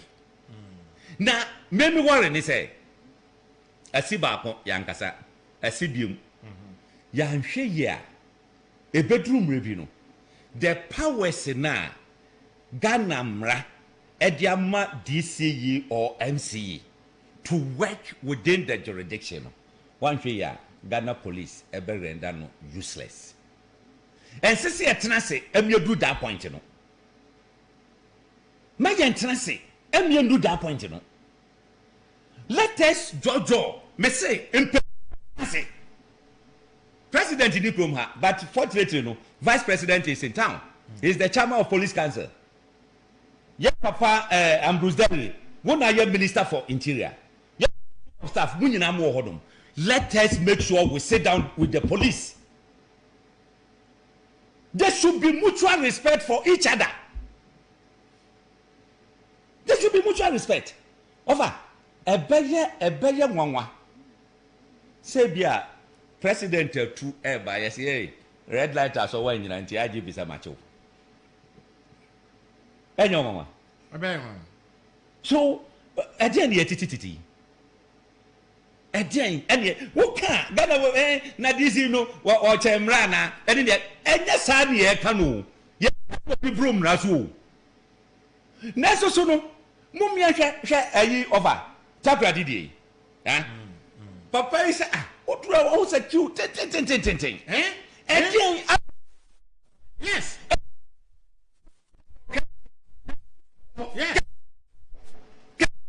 otura no boapa be provoke no o hwe nsam a o bisa DCE ni nyina onye obi adwen papa wo off agunisa chairman of municipal security can say cancer near the handcuff for Guninsa. You good anyone say just like that. You can't share me. I mean, it was a I don't know, the nana send a police for no portrait, no, and yes, I net here, waba back. So the mutual yina, omode beja juma, ama chese, bambo hunsem akosono. It is a nipano eti honoma. How do you feel? So on yet, no. Sad way there. Your best friend. Your entire say politician be as to see will be. Then so constitution no 2 million or their more no. Mamma in fact 2 million and 50 form. Mamma fan 50 form. Say ene say this yi I say BBC koso. No akwa report na say treaty na. Over. Wachina say bibi fufuro koso a. Oba be fro.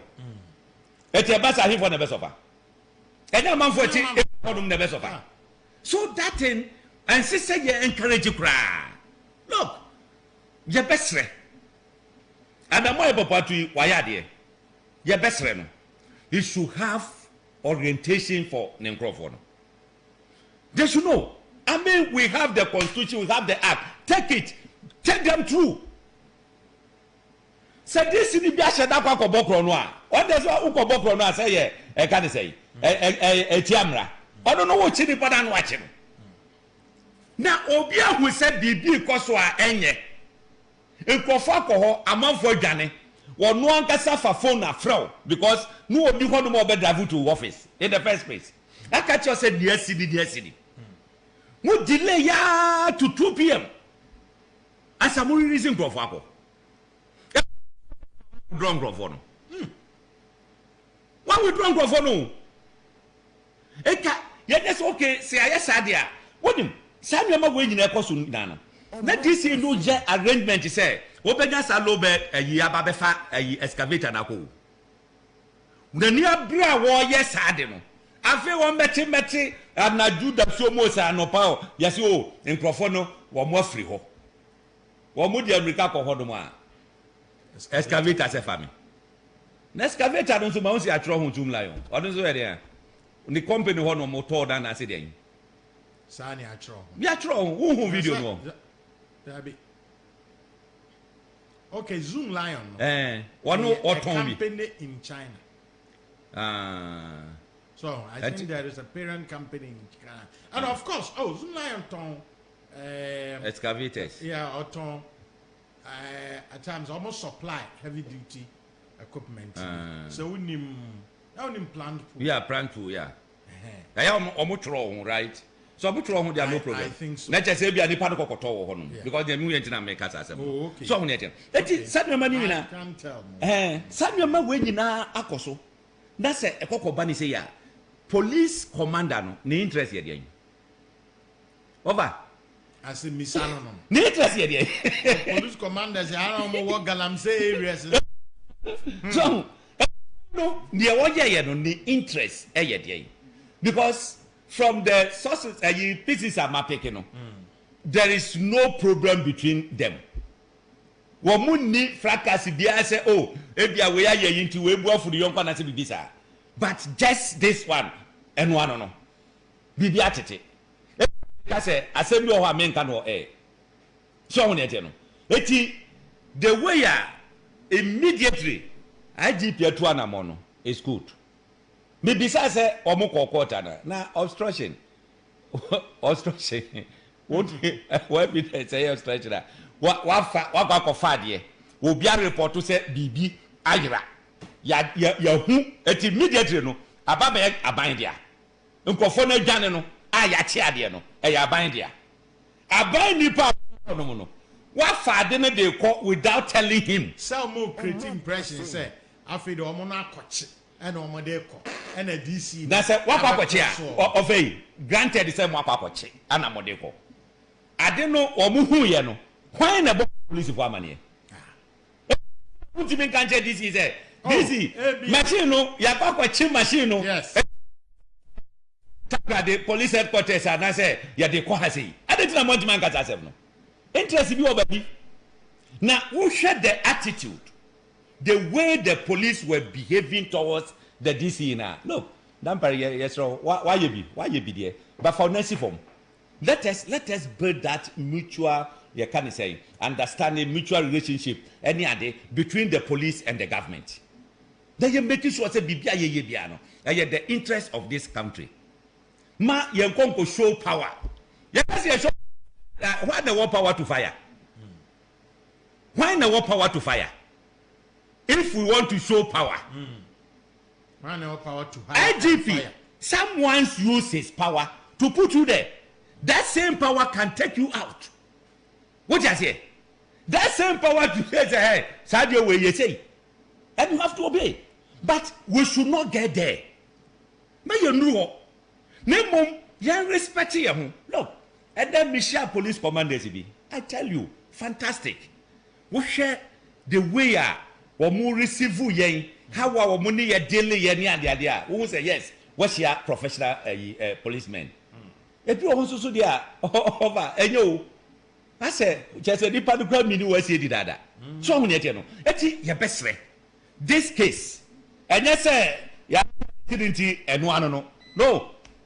The DCE SCC render unqualified apology to him because he was working as the chairman of the DISEC.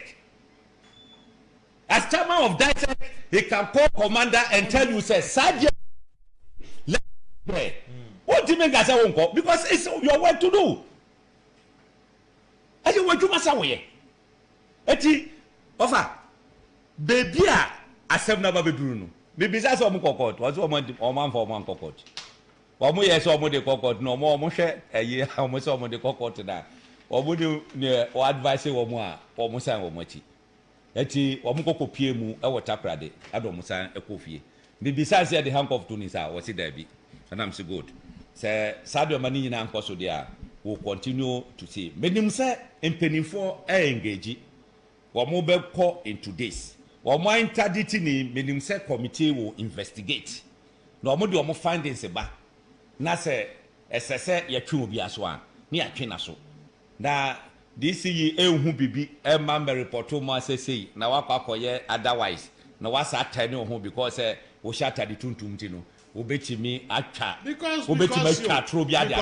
because this year or no when you hint yeah next machine no what would be the interest so baba stop them that's right so that why they after so they be all stop abusam sabay koi ana mo de koi here open machine na wia ngo baba police commander manie say mo bo amanie and once I go for you, was a machine if I go share have me, and I'm a boy.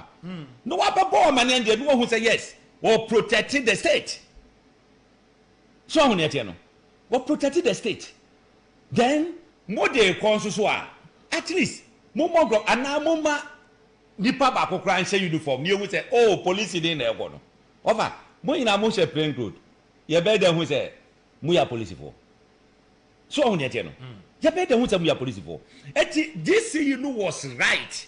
Say, hey, already commander say, or we investigate you know, because you know Irano, you need some Naira. Next one who say, be qua, we say, oh, no, I don't know your mobile by Samungo. We don't need a so cook. No, the better commander and say, yes, because Omo quite uncle for Ghana, what would you get pictures for home? Information be. Machine epo hu ye no ba ku ni sesi aye ka se minimum se o mo hu second one na so adenti ana ye be leading go he moma ye gina ye hu se o man ba ku ni ye som no we were duty to protect this country but in this case men can say ni esi wo elembele cobra me de caveat to ho and then you see or elembele but when him say most at times e bi oho no ma ye hu bibia I say police for cooperation no mo asa fa kire ayi liar mangrofo no mo dwane I see baby bebre yes ramo mo hu say first and foremost atade na ehye mo no o man no hu don't na mo akɔhye wo do ho si ho say wo be ya adwuma e de asom o man Ghana wo be bo o man no ho ban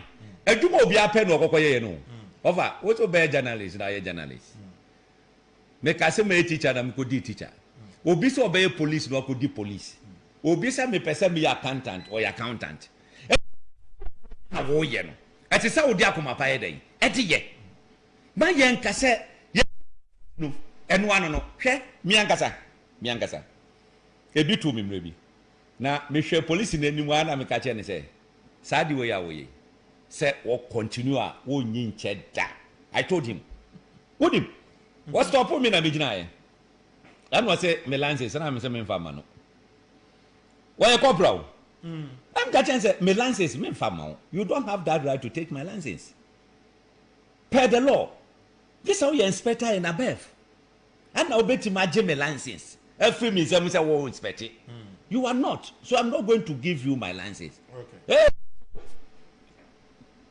watch me for the just say me say charges if you me refimpo about 3 charges oh hey no the name abo hey anam ka say look me nyam grofo a me yedi troto mi so wo di agro police ya me bodua e wa ha say sisi a no bondua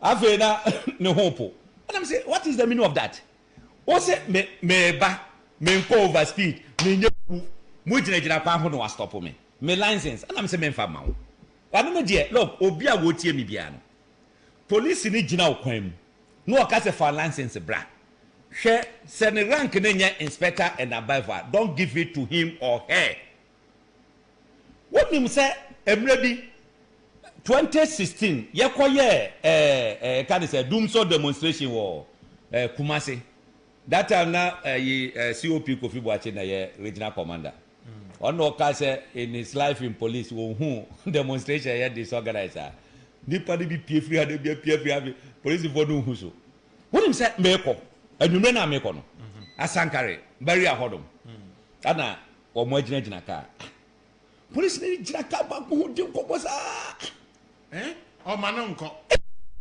di komosa wonim nipa do DV bo na yi hu be se agina line mu ay ko 7 minutes ana me bo aben enu ani won ti asese ma bo aben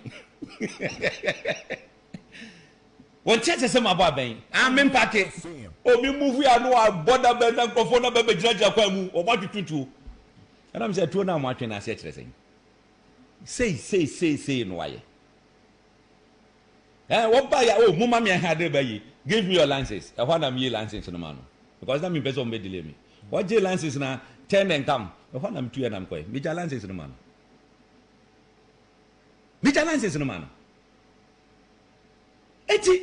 these are some of the things I want mo ye offer ye besre the police administration yes ramwa ye nim se mo atraya say no police civilian relationship no ye kamaba but the start say no mon hwe say mon fa the powers of the state into reform because the power is vested in the president and wa pone ho kakra ediama IGP se fa ye adwuma mame wonne won krofo nkasa yen ka se obi ye bone a ma emranche no nanso so men hyeda emfa ho ya ne ani bre otan emfa nkonko ye bibi enkonko di tronto ni paso eno no emwa etimi nua bonzoke me maudie